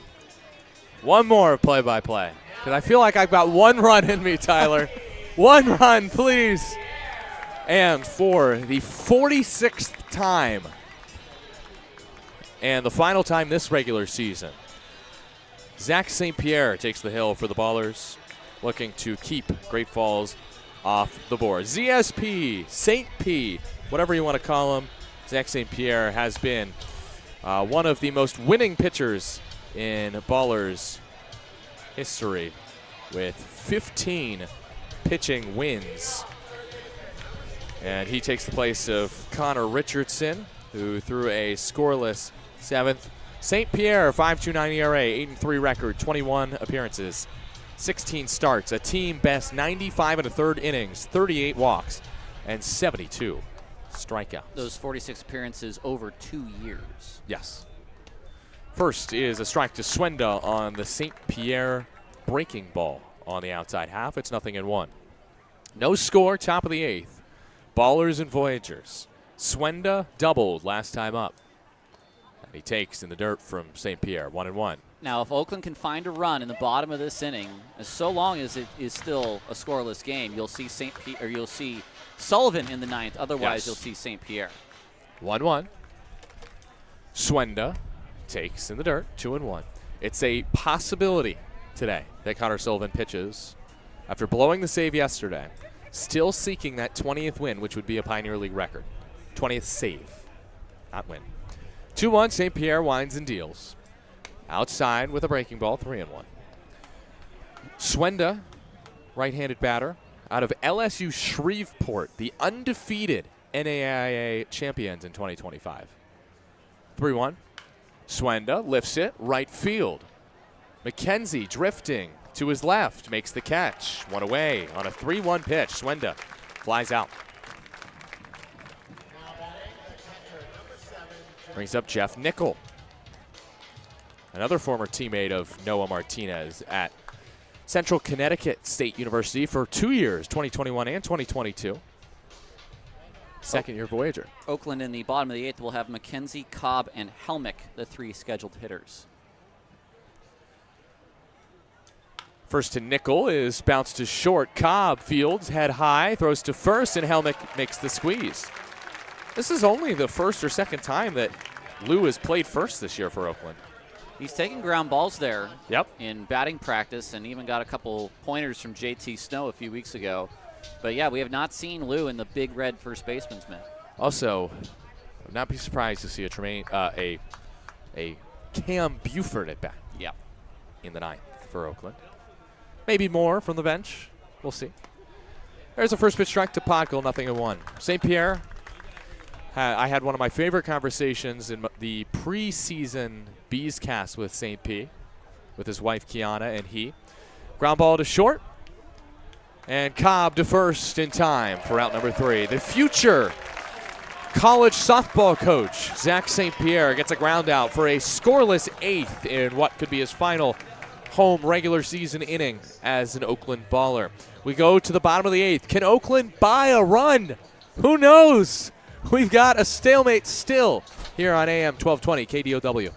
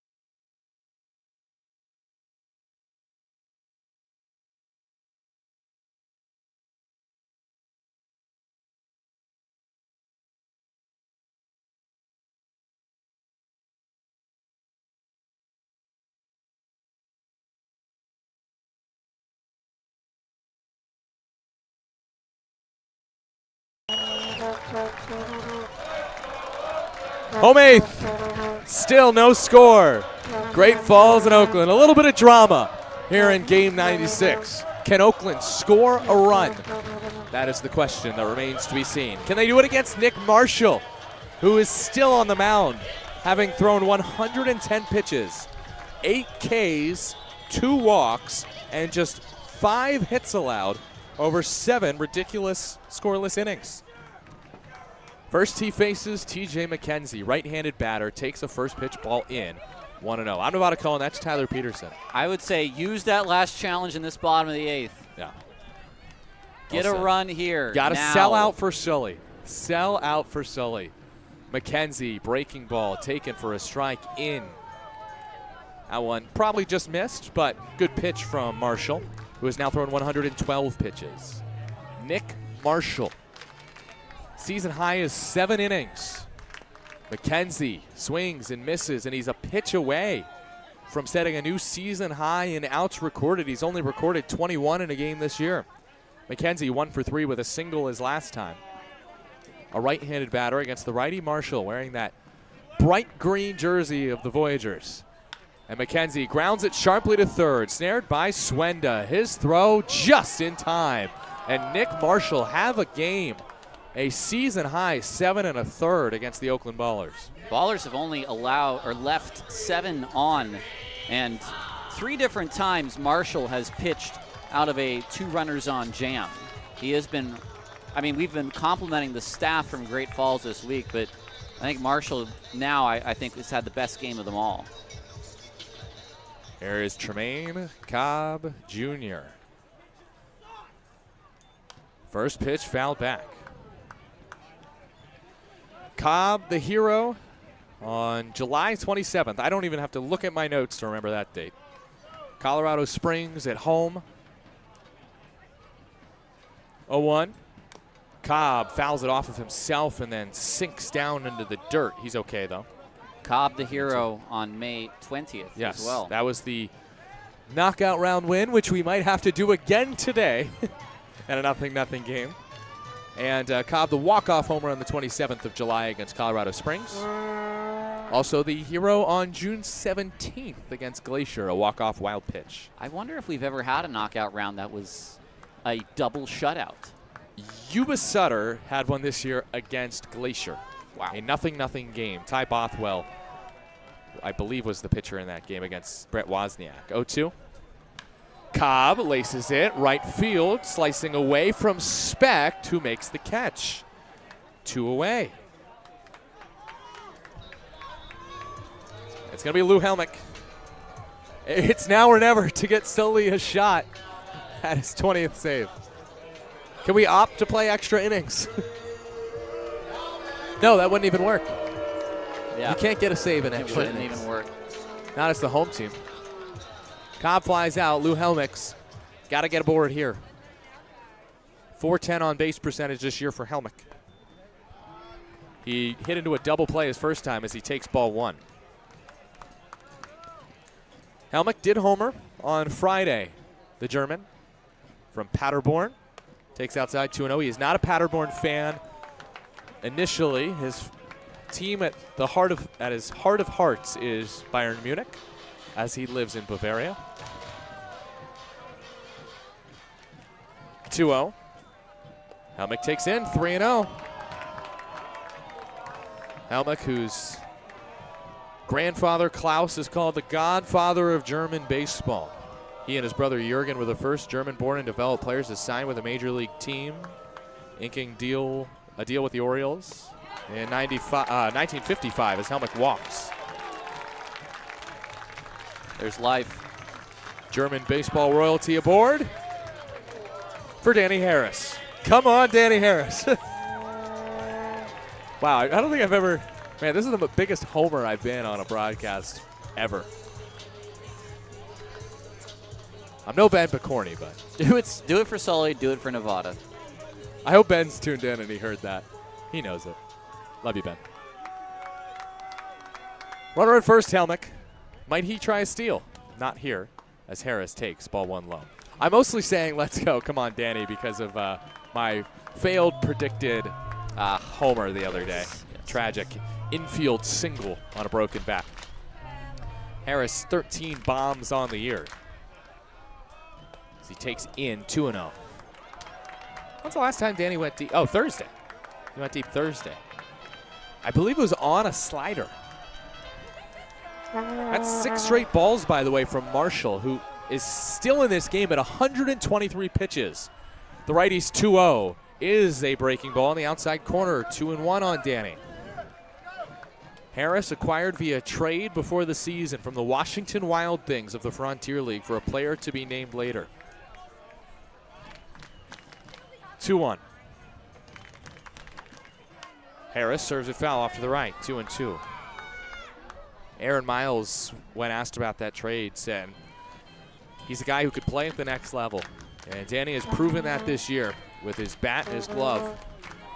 The second baseman from Stone Mountain, Georgia. In a scoreless game, 2-2, 2 outs, bottom of the 8th pitch. Harris takes ball 3 in.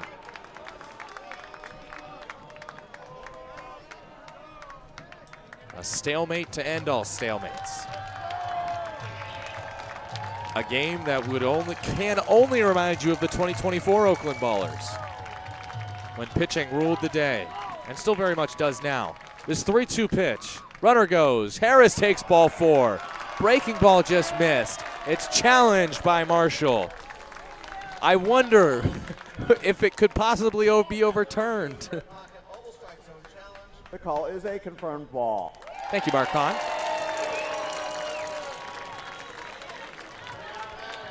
A confirmed ball. And is this finally it for Marshall? With a lefty coming up in Isai Santos. There's no one warming. Chuck Shirley's going to come out. 127 pitches for Marshall. Look, Sean Repay's okay with this. He will leave his pitcher in if he wants to be left in, Marshall. As C.J. Serwinski, through 2 complete games this year against Billings for Great Falls, and in one of them, his first, threw 132 pitches. And Santos struck out in the 6th against Marshall. So you know Nick Marshall saying, hey, I've got his number.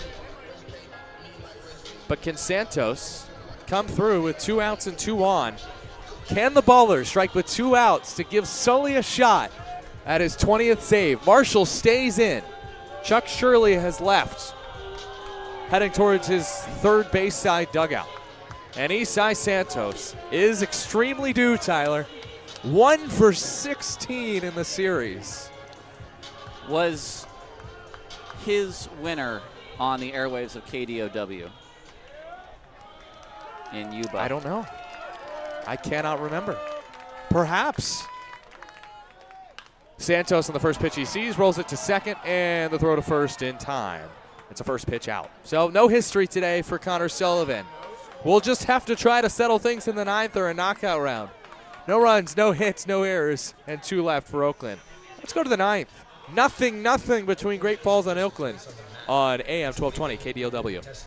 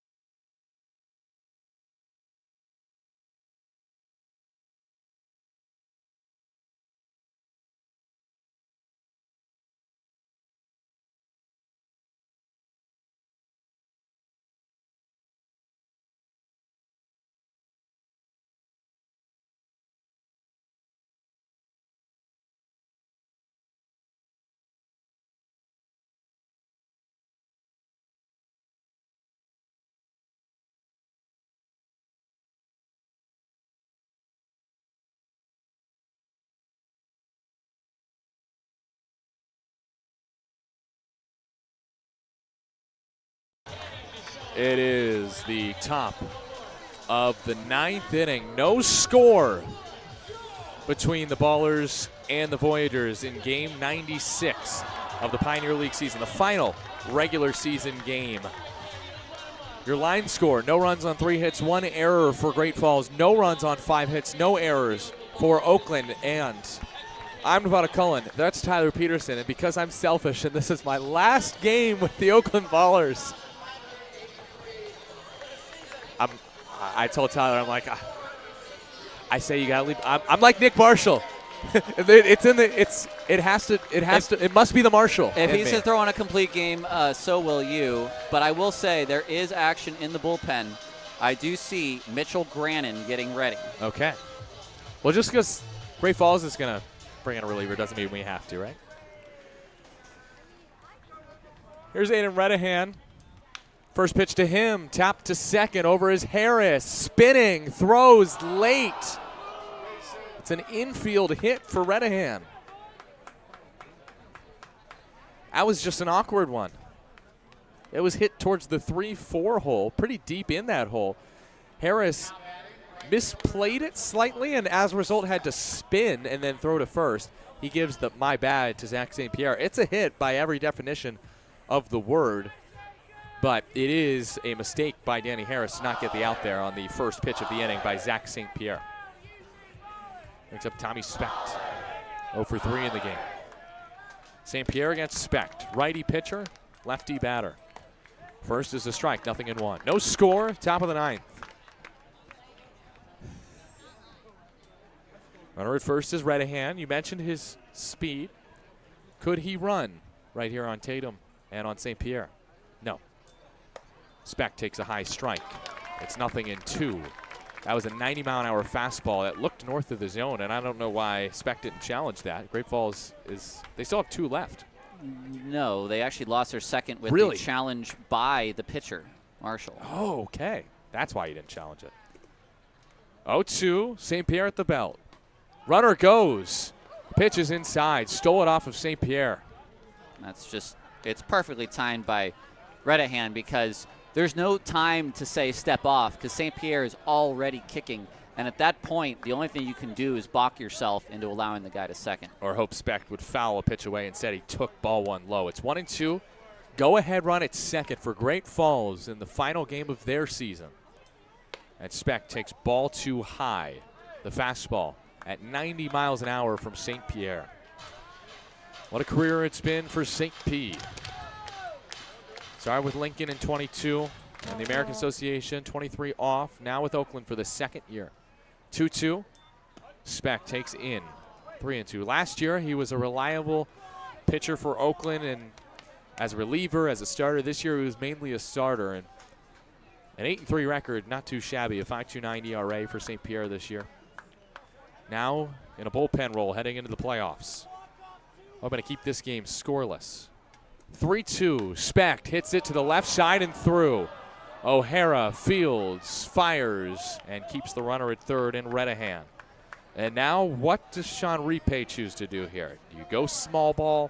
Do you let your big guys eat? The winning run possibly for Great Falls is at third base with nobody out.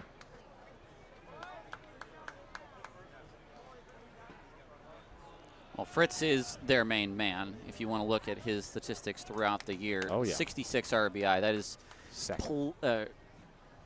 second? Specht has. Oh, you're right. He took the team lead. He leads the team by 1. Pitch outside to Fritz. 1-0.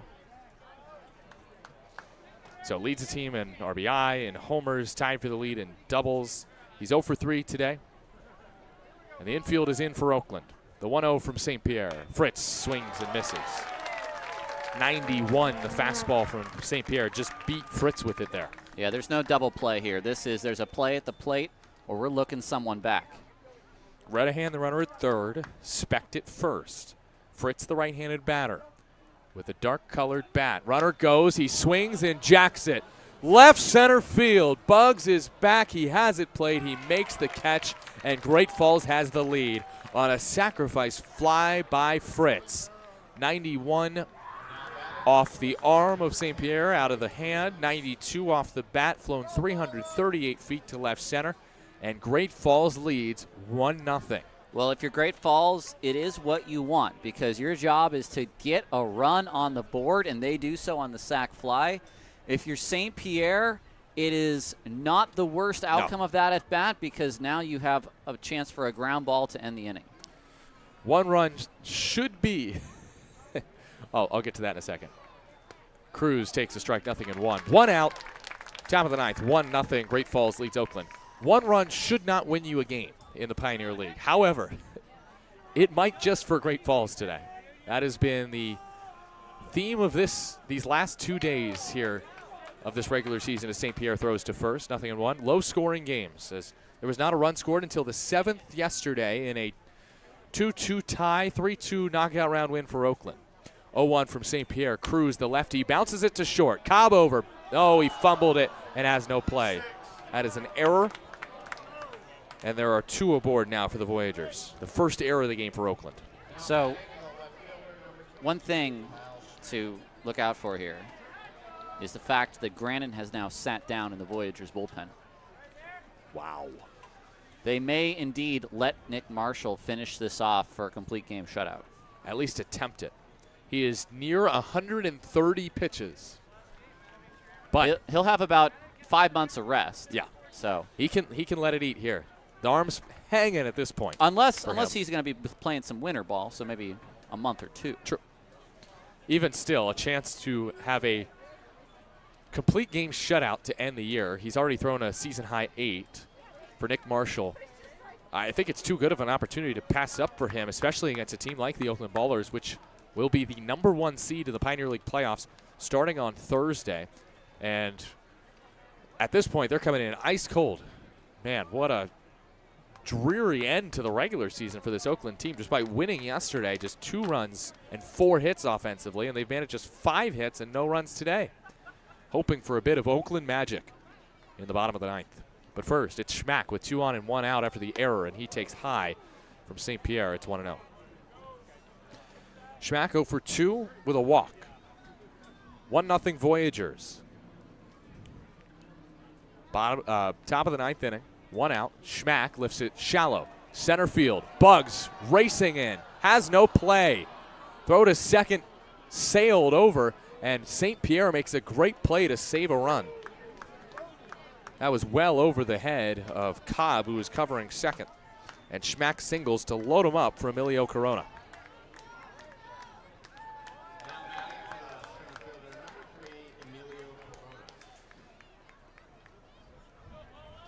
Tyler, at this rate, I might have to hand it back over to you for the bottom of the 9th inning. As this top of the 9th ain't pretty. You've got time yet. Single, sac fly, error, single. Nothing hit that hard. Really, the sac fly was the hardest hit ball as Corona takes the first pitch low, 1-0. So something's going to happen here. Either St. Pierre is going to get a big second out, or likely Corona is going to extend his hit streak to 20 and break this game open. 1-0. Corona takes a strike top of the zone, 1-1. Could also see a double play here. It would need to be a sharply hit ball, though, with Corona's speed. Cobb and Harris playing back. The whole infield playing back, really. Willing to give up the run to turn 2. 1-1.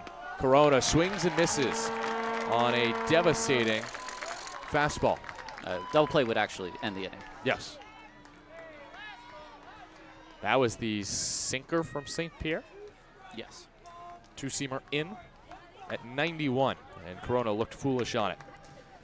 St. Pierre does not have a strikeout in his inning and a third of work today. The bases are full of Voyagers and a 1-0 lead for Great Falls in the top of the 9th. 1-2. Corona laces it past third and into left field. This will score at least 1. That will be all that come home on the play. It's an RBI knock. Corona finishes the season with a 20-game hit streak, and Great Falls leads Oakland 2-0 here in game 96. Well, he certainly left it late to extend the hitting streak. But now we're going to get a substitution for Sean Repay. Cooper Vest will now bat for Swenda. An unearned run for now? No, that's still an earned run.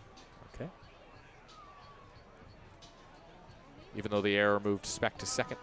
Well, the error on the play is Cruz getting to first. Otherwise, it's a fielder's choice error. It's a straight error from Cobb. 2-0 Voyagers in the top of the 9th inning. It's not Swenda, like you said. And the first pitch is fouled back. Cooper Vest.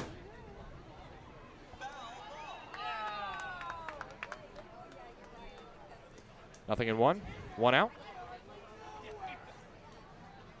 5-year BYU Cougar pinch hitting in Vest from the left side. Swings early on a changeup, 1-2, or 0-2. Vest dealt with career-threatening injuries during his first 2 years at BYU. Tore his shoulder freshman year diving for a ball, and then diving for a ball again sophomore year, tore his other shoulder. now playing professional baseball. 0-2 swung on and missed. They look cold off the bench because St. Pierre sits them down on 3 pitches. 2 outs, 2-0 game in the top of the 9th.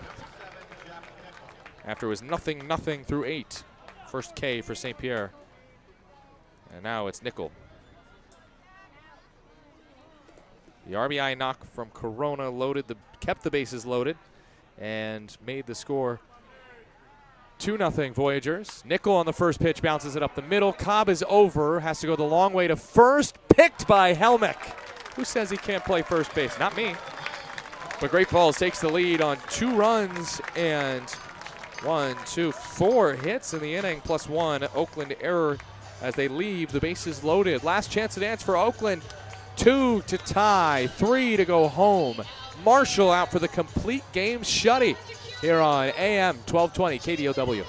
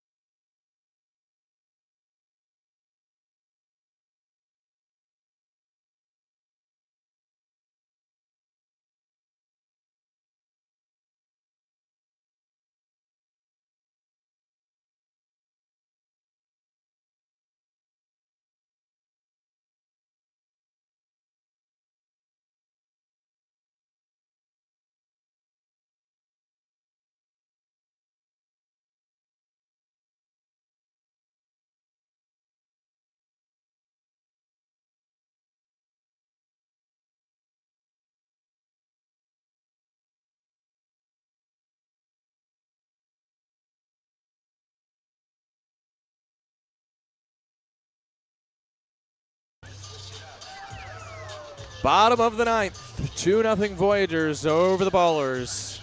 7-8-9 to up Tatum. Leahy and O'Hara scheduled for Oakland against Marshall. Nick Marshall, who has now pitched 8 scoreless innings, a season high, and is going for a complete game win. Cam Buford might get introduced at some point. Oh, yeah. All right, for one final half inning, I'm Nevada Cullen. That's Tyler Peterson. Playoffs right around the bend. Thursday against Ogden. This team, despite a rough couple of days here, Tyler, and a weird series, still has to be feeling pretty good going into the postseason. Well, they certainly are going to have a good opponent in Ogden, a team that came into here and split a 3-game series with them. The Ballers got the last laugh in the regular season with a sweep at Ogden, and the team that swept at Ogden is more of the team we have now than that which began the year. Pitch inside to Tatum, 1-0. Oakland 6-3 against the Ogden Raptors this year. I was there when they swept Ogden in the 3-game set. Tatum fouls it off, 1-1. That's now 130 pitches for Marshall on that last one. Yep. Chance for Great Falls history. CJ Serwinski, 1-1 is outside, 2-1. Serwinski was the pitcher to throw 2 complete games this year for Great Falls. Go back to August 1st, Serwinski threw a complete game shutout against Billings, 2-1. Tatum swings and misses, 2-2. At the time, it was the first complete game shutout by a Voyager since becoming an independent franchise in 2021. And Marshall's trying to make it 2 in the same season for the Voyagers. 2-2 toss from Marshall, the righty. Tatum stays alive, pokes it foul off to the right. Crowd has stayed around. Nice job by a fan in the top row of the bleachers. Good effort, I should say, to try to make that 2-handed catch with no glove. It is Sunday. Kids will run the bases, and the Ballers will all sign autographs after today's game. Might be after a tough loss. That's reality. Here's pitch 134 from the right-hander, Marshall. Tatum cranks it. Left field. Complete game shutout. Bye-bye. One more Tater for good measure in the regular season. That's 23. And he cements his name in Ballers history. The second most home runs in a single season. A big bomb by Tater. 366 to left, and it's 2-1. And he went in and got that. That was 87 down and in. That was not a pitch that should have been hit 366 feet, and that's it for Marshall. Great effort by Marshall. He'll finish with 8 innings of one-run ball and 134 pitches. The ball is taken from him. Someone emerging from the Voyageurs dugout, or bullpen. We'll tell you who when you return. 2-1, Great Falls over Oakland. 3 outs to get for Great Falls. 1 run to tie. 2 to win for Oakland here on AM 1220 KDOW.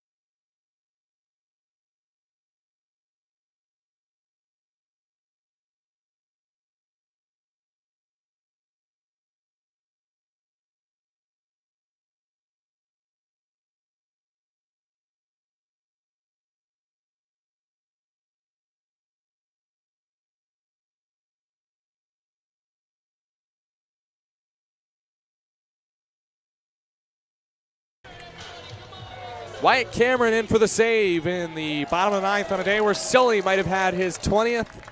Wyatt Cameron is going for his 8th. 4.05 ERA, 33 appearances, 1-1 record, 33 in the 3rd innings, 29 hits, 15 walks, and 41 strikeouts for the righty. 6'2", 175, 24 years old from Middlebury, Vermont. Yes, that's right, a Vermonter in for the save. Picked up a save on Wednesday. 5 straight scoreless appearances for Cameron. And in Great Falls' last, let's say, 10, 11 games, Cameron has 4 saves. He has been racking them up left and right. He has been really good. Teammates actually at Coastal Carolina State, not with Noah Martinez, but with Aiden Redahan and Jeff Nickel. He takes over for Nick Marshall, Tyler, who was unbelievable today. I was going to say, if all the stars have been pitching this week like they've done in the last 8 games, it's no wonder that Cameron's going after his 5th save. 1 run in 8+ innings, 6 hits, 2 walks, 8 Ks, and a hit by pitch. Nick Leahy swings and misses late on a high 93-mile-an-hour fastball. Leahy trying to play hero here. A lot of game-tying hits for Leahy this year, especially later in the year. Game-tying leadoff homer in the 6th against Colorado Springs on the 27th of July as he takes a breaking ball down and out. 1-1. Well, at the end of the game there, Marshall was going 86, 87, 88. Now we've got 93 out of the bullpen. Yeah. Some late life out of the hand of Cameron as Leahy swings and misses on a good breaking ball just off the plate, 1-2. Leahy also tied the game with a 2-run single in the 9th inning against Boise on August 24th here at Ramondi. And Leahy is just trying to get on here. He is 0 for 3 today and 1 for 11 in the series. 1-2 count. Cameron set at the chest. Leahy fights it off. Another great breaking ball. And that was a little bit of an emergency hack there from Nick. That was a chase, but he had to stay alive. After a wonderful outing from Nick Marshall, 8 innings of 1-run ball. He is lifted out in favor of the closer, Cameron. And Leahy strikes out on 94 at the top of the zone. That's top cheddar for out number 1. See if Michael O'Hara has one more regular season magic moment after he had a couple game-tying hits on Sunday. First Oakland homer in Marysville against the High Wheelers. That was in the 7th, tied the game at the time, and then tied it again with a single in the 9th. First pitch from Cameron. And O'Hara takes strike 1. Perfectly placed fastball at 94 on the outer edge. One challenge left for both teams as well. Both teams 0 for 2, or does Oakland have one right? Got 0 for 2 for both teams. Wow. Alan Walker, masterclass as O'Hara swings and misses at a breaking ball down. Looked like a steeper break, maybe the curve from Cameron instead of the slider, and he's way ahead of O'Hara, who's 1 for 3 with a double in the game.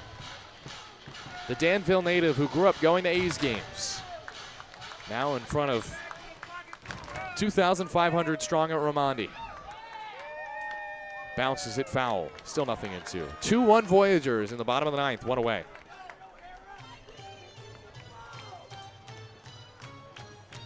You'd think with a lefty at the plate, the breaking ball would be equalized for Cameron, but he's still doubled down on it against O'Hara. Now he'll look fastball likely.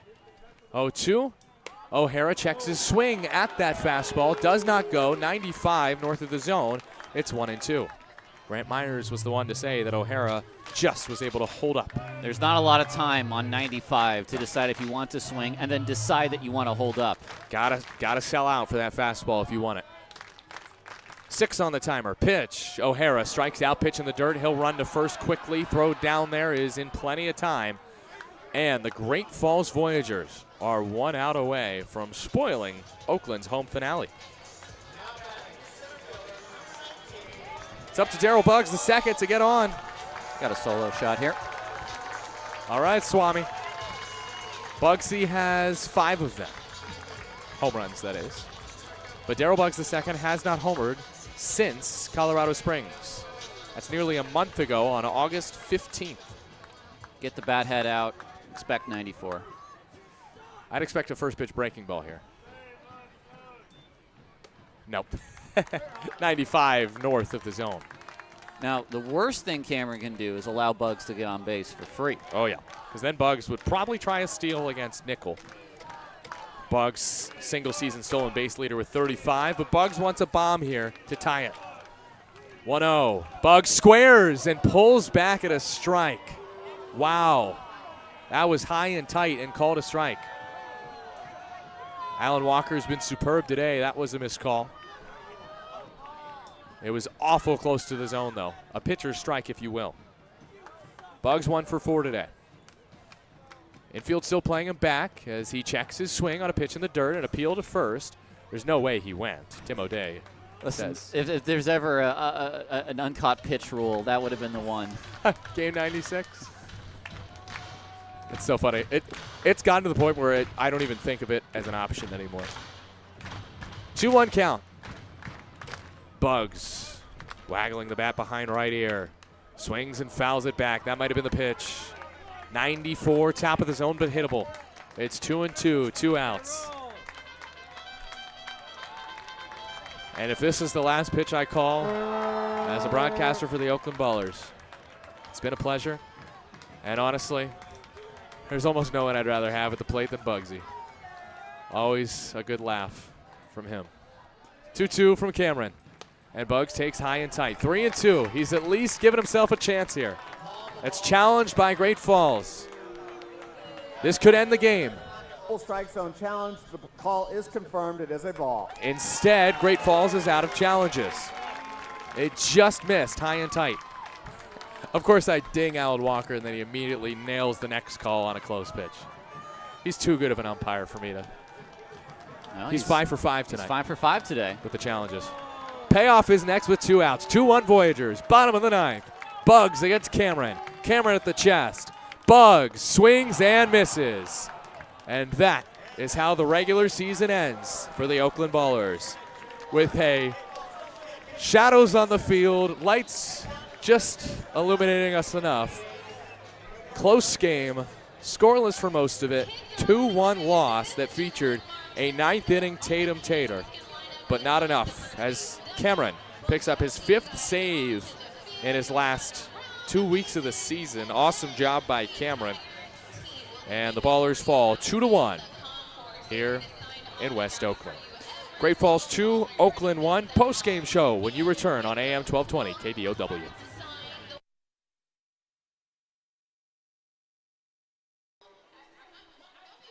One segment.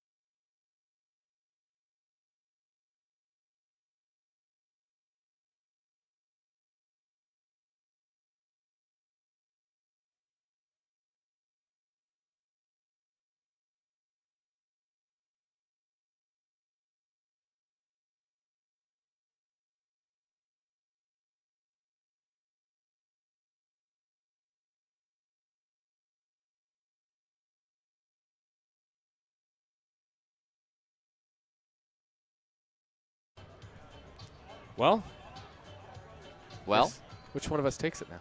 Post-game it'd show? be you, my friend. Yes, it's me. Welcome to the post-game show. It'll be just a quick, but also long one. I don't know. We'll see. We'll just see what the vibes are. It won't be that long. Ballers lose 2-1 against the Great Falls Voyagers. Your final line score: 2 runs on 7 hits, 1 error for Great Falls. Oakland with 1 run on 6 hits, 1 error. The win goes to Marshall, 5-7. Awesome job from him. 8 innings of 1-run ball. St. Pierre, the loss, 8-4 this year. Cameron, the save, his 8th. Game started at 4:36 p.m. pack time. 7:14 we wrapped. 2:33 total time on this Sunday, September 7th. 2583, the number in attendance today, which brought the total on the season, Tyler, to 110,004. Stand by. 110,462. Wow. That is awesome. Shout out to all the fans who have shown up at Raimondi Park this season. That is an for average some baseball. of just under 2,300 per game. That's insane. Y'all rock. That's fantastic. Well, the Voyagers with this win improved to 34-62 on the season. Oakland falls to 73-23, a respectable 50 games above 500. And this game, Tyler, it was just the Wyatt Cameron show. Nick Marshall show. Wyatt Cameron got the save and did strike out the side in the 9th, so he was fantastic as Oakland struck out 11 times in the game. But Nick Marshall, 8 innings, 6 hits, 1 earned run, 4 walks, 8 Ks, 134 pitches. No action in this game really until the 9th when Great Falls took the lead on the sac fly by Fritz, got another on the RBI knock by Corona to extend his hit streak to 20. And then Dylan Tatum hit a home run to knock Marshall out of the game in the 9th. But that was all in this 2-1 Great Falls win, and Nick Marshall was absolutely phenomenal today. And this Great Falls pitching staff, if Sean Repay can bring in some more hitters next year, this team could maybe even be a playoff team. Or get their hitters healthy. He certainly has a core of players that he can build upon, and this is half player development and half winning, so you do a little bit of development now. You look at the series, all 6 games, a starter went at least 5 innings, and on 3 occasions they went to the 7th or later. So this is a squad that played exceptionally well this week, and they won 2 of the 4 games. But really just a fantastic series by Great Falls, and without knowing what they have done in their 34-62 season, I would say one of the better played series of the year for them. Oh, yeah. Their second half was a lot better on the whole. Great Falls finished at 20-28 in the second half. They won just 13 games in the first half. So credit to the Great Falls Voyagers. I have the utmost respect for the organization and Sean Repay. But I will say, on the record, officially, thank you for not hiring me. I enjoyed my time with the Oakland Ballers. So I wonder if I've ever told this story, because I was about to before you brought that up. I don't know if I've ever told the story of Nevada's hiring on air, but now that we're firing him, I might as well tell this story. Well, I've joked about it in the past. Okay. Briefly on the air, but never in depth. So I put a application out, that's the word I was looking for, right, on Teamwork Online. And so we got close to 100 young broadcasters and old broadcasters as well who applied for that position. So I had to figure out what I was going to do, if I actually was going to listen to everyone, if I was just going to try to pick a few out of a hat. So I actually went through each resume and application, and for the ones that I thought were good, I would listen to tape. So I took 100 and got it down to about 28. And so Nevada was one of those 28. And for those 28 folks, we sent emails and calls to say, hey, let's set up a time to talk. And from that, we sort of did 2 groups, a yes group and a no group. And I was about half and half on yes and no. And then after we did all the interviews, I took those 14 maybe guys who were yes guys, and then I forced myself to get that down to 3. Well, Nevada went from 100 to 28. He went from 28 to 14. He did not go from 14 to 3. I did not. So I had to call the other 25 people and say, I'm sorry you didn't make it. I'm sorry, blah, blah, blah, so and such. If you're in the area, you want to come work, that's fine. Nevada's resume, by the way, on Teamwork Online had no profile picture, and really did not have an uploaded resume or cover letter really of any kind. There wasn't a whole lot of job history, so I knew he was right out of college. And this was before I realized the cover letters were still necessary. So we had a great talk. He was very easy to talk to, and I didn't select him just because of his lack of experience. But when I called him to tell him he didn't get the job, we had a really good conversation, and it wasn't even a conversation about like, hey, like what could I have done better? It was just kind of a conversation. And so that kind of just stuck with me. The job ultimately went to Davis Ellington, who was a good broadcaster, an experienced broadcaster who had been in minor league ball for a couple of years and still fills in from time to time on Rancho Cucamonga radio. But there was one moment in which I thought Davis was going to leave us. And so without opening up the job, without going back to the other two finalists, I went straight back to Nevada because I remembered what a good exits or a good rejection conversation we had. And so I said, hey, look, there's a chance there actually might be a reopening. Is that something you'd be interested in? I don't know if it would be, but is that something you'd be interested in? And so I gave him a day to think about it, and he said, yeah, I think that's something I could do. As it turned out, Davis wasn't going to leave us. And so that conversation I had to have with Nevada a second time is to say, hey, thank you so much that you took that call, but there's actually not going to be an opening. Forgot that happened. So after that, it turned out maybe 2 weeks later, Davis indeed was going to leave us. So I actually had to have someone, and I think it happened right at the end of a homestand or close to, so much so that I had a week to get someone else. And so I now had to go back to Nevada and be like, hey, remember how I told you there might be an opening and then I said there wasn't? Well, there actually is. Do you want it? It is open this time. And I think you had said that at that time you were waiting back to hear from, it might have been Santa Fe College. Yes. And so at that time, you can tell your side of the story. Okay. Nevada gave it a few days, and he figured out housing for himself, and then he was tired and he flew out. Yep. No, that's true. I did forget about that second phone call, and I was up for associate athletic director at Santa Fe College. I had just interviewed with them, and then I had to tell them, no, I'm not going to do it. I'm going to go pursue my dream of being a broadcaster in Oakland. And mind you, I want to say that, of course, thank you, Tyler, for not only taking that chance on me, but also trying to connect me with literally every other Pioneer League team to get me a job. Yes. Okay. Actually, now that you mention it, that's correct. Go ahead. Because you also took an interview with Scott Gladstone of Glacier, and I recommended, I want to say, maybe 3 or 4 resumes from my search because Scott opened his up to have a number 2 last year. He hired David Hulvey from James Madison. Who also left him in the middle. Sorry, he wasn't from James Madison. He took a job at James Madison in the middle of the year. But I did tell Scott, I said there's like 3 or 4 guys, one who might have been even Jesse Cook as well, who got the Rocky Mountain job. But I remember telling him, I go, hey, there's this one dude, Nevada. He's super good. He doesn't have a whole lot of experience. Scott, to this day, now regrets not hiring you and knows that I got the better part of that deal. Not that David was great, and I got to meet David as well.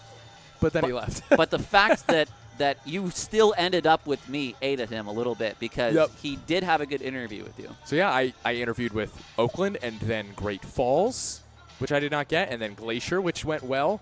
I think it might have been Glacier where I was the number 2 option. You might have been runner-up. You didn't interview with Grand Junction, did you? No, never with Grand Junction. Grand Junction was the other team that I heard there was an opening, never heard back from.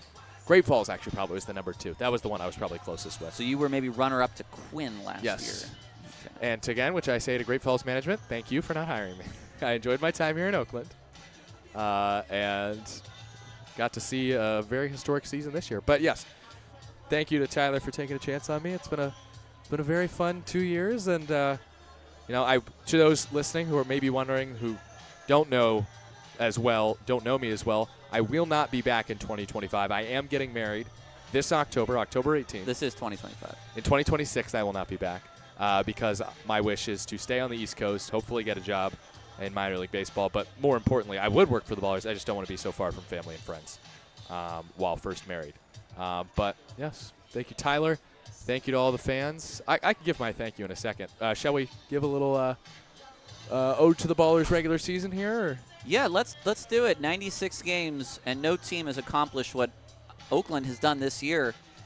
73 wins, and I'm hard-pressed to imagine a team getting to 74. Yeah. I remember I messaged you a few days ago. Or no, as soon as the Ballers broke the record, I sent you the story and my little one-liner. I said, good luck beating this next year, because this is an unbelievable season by the Oakland Ballers. The best team comparatively at their level in professional baseball.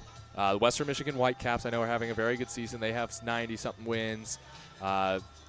Major League Baseball, the Brewers are having a great year. There's some great teams in the Pecos League, but that is not recognized as a professional league by the powers that be. The powers that be. But how about the Ballers finishing at, what is it?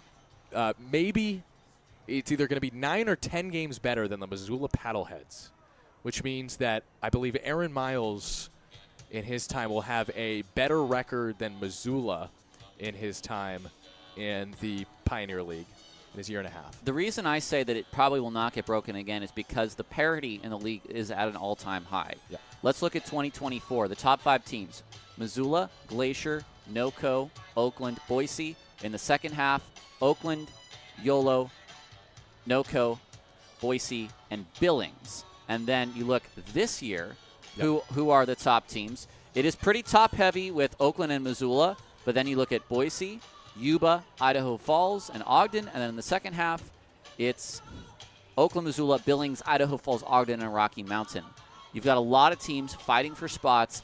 We had, besides Oakland and Missoula, you had 4 teams still alive for 2 playoff spots with a week to go. Billings, Idaho Falls, Yuba, and Ogden were all fighting for it, and even technically Rocky Mountain was still alive at the start of this week. That was a fun race. That was a really fun. I really enjoyed this last week.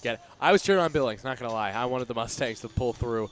But credit to the Sky Sox, who, even with nothing left to play for, fought in that series and played spoiler. But yes, this is a league with a lot of parity, as you said. And in such a league, I thought it was crazy this year that you look at the halves that Oakland played. I remember us saying in the first half, that was a tough first half schedule for Oakland. And then you look at the second half teams that they played, it was still a tough schedule. And yet, Oakland won how many games against Boise? How many games against Rocky Mountain? How many games against Yuba Sutter? Won all of those season series handily against 3 teams that were all within shouts of the playoffs, and ended all 3 of their seasons essentially by doing that. Oakland will finish the second half slightly worse than first at 36-12, which is just a game off their all-time half record, because Missoula and Oakland had the record of 37 wins. So with a half with playoffs not to play for, and they still have pretty much what I would consider a record-breaking half. What was the difference this year, Tyler, in the regular season for Oakland? It's hard for me to say. The pitching was just as good. The question marks we had at the start of the year when it came to starting pitching were immense. Folks won't know this, but our top, well, let's see. Let's say our top 4 starters from last year, Cosby, Klein-Sorge, Chandler David. Yep. And then, am I missing somebody else? Short joined late, though. St. Pierre. I'm trying to think who else I'm trying to think of. Let me look through my notes. Well, let's just start with those 3. Sure. I'll get to the point I need to make. The top 3 starters for Oakland, all were not coming back. Right. And then the Ballers went out, made some signings and trades in the offseason. We got a new top 3 in our rotation of Mitchell, Price, and Riley. If those names are not familiar to you, that's because they never played for the Ballers. They either were injured or retired in the offseason. So our top 3 starters this offseason didn't play for the Ballers this year.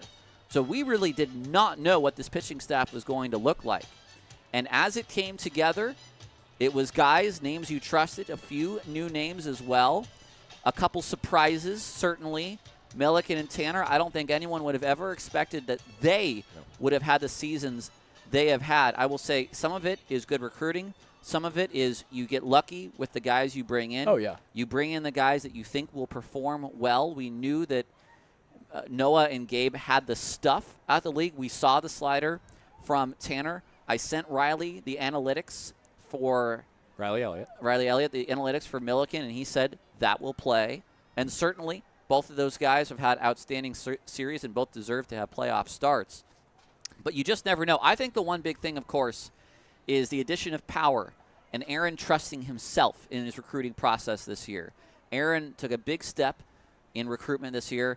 He went down to the California Winter League and brought back a couple players who are important to us. Davis Druick is the number one man on that list. Think of what he's been able to turn out for us this year. And then trusting his recommendations in the draft league. Buford, Cobb, making the trade for Harris, making the trade for Shellnut, another guy who could have been an everyday third baseman that was under an Oakland contract that did not play for Oakland this year. I mean, it does not come together the way you think it will. Yep. But it does come together in the end if you have the structure like the Ballers have, if you have the recruiting like the Ballers have. They have done an outstanding job this year putting a team together, a team that is living together, a team that trusts itself. And at the end of the day, I also going to go back to this. Production from the catching position. Yep. It's something that did not happen last year for Oakland. It not an automatic out, but a hit every 4 at bats and not much better. This year, Dylan Tatum, what he's been able to do, and Tyler Lozano, the steps he's been able to take in his second professional year, outstanding. And when you think about the catching position and how important it is defensively to a pitching staff and now to get some production out of that spot, it is the missing piece. Yeah. And I thought this was cool. You mentioned the two catchers, Tatum and Lozano from Stockton in the Central Valley. But then you look at the starting pitchers by ERA that other than Carson Lambert, who has been traded to the Atlantic League and is, of course, doing very well with the Lexington Legends.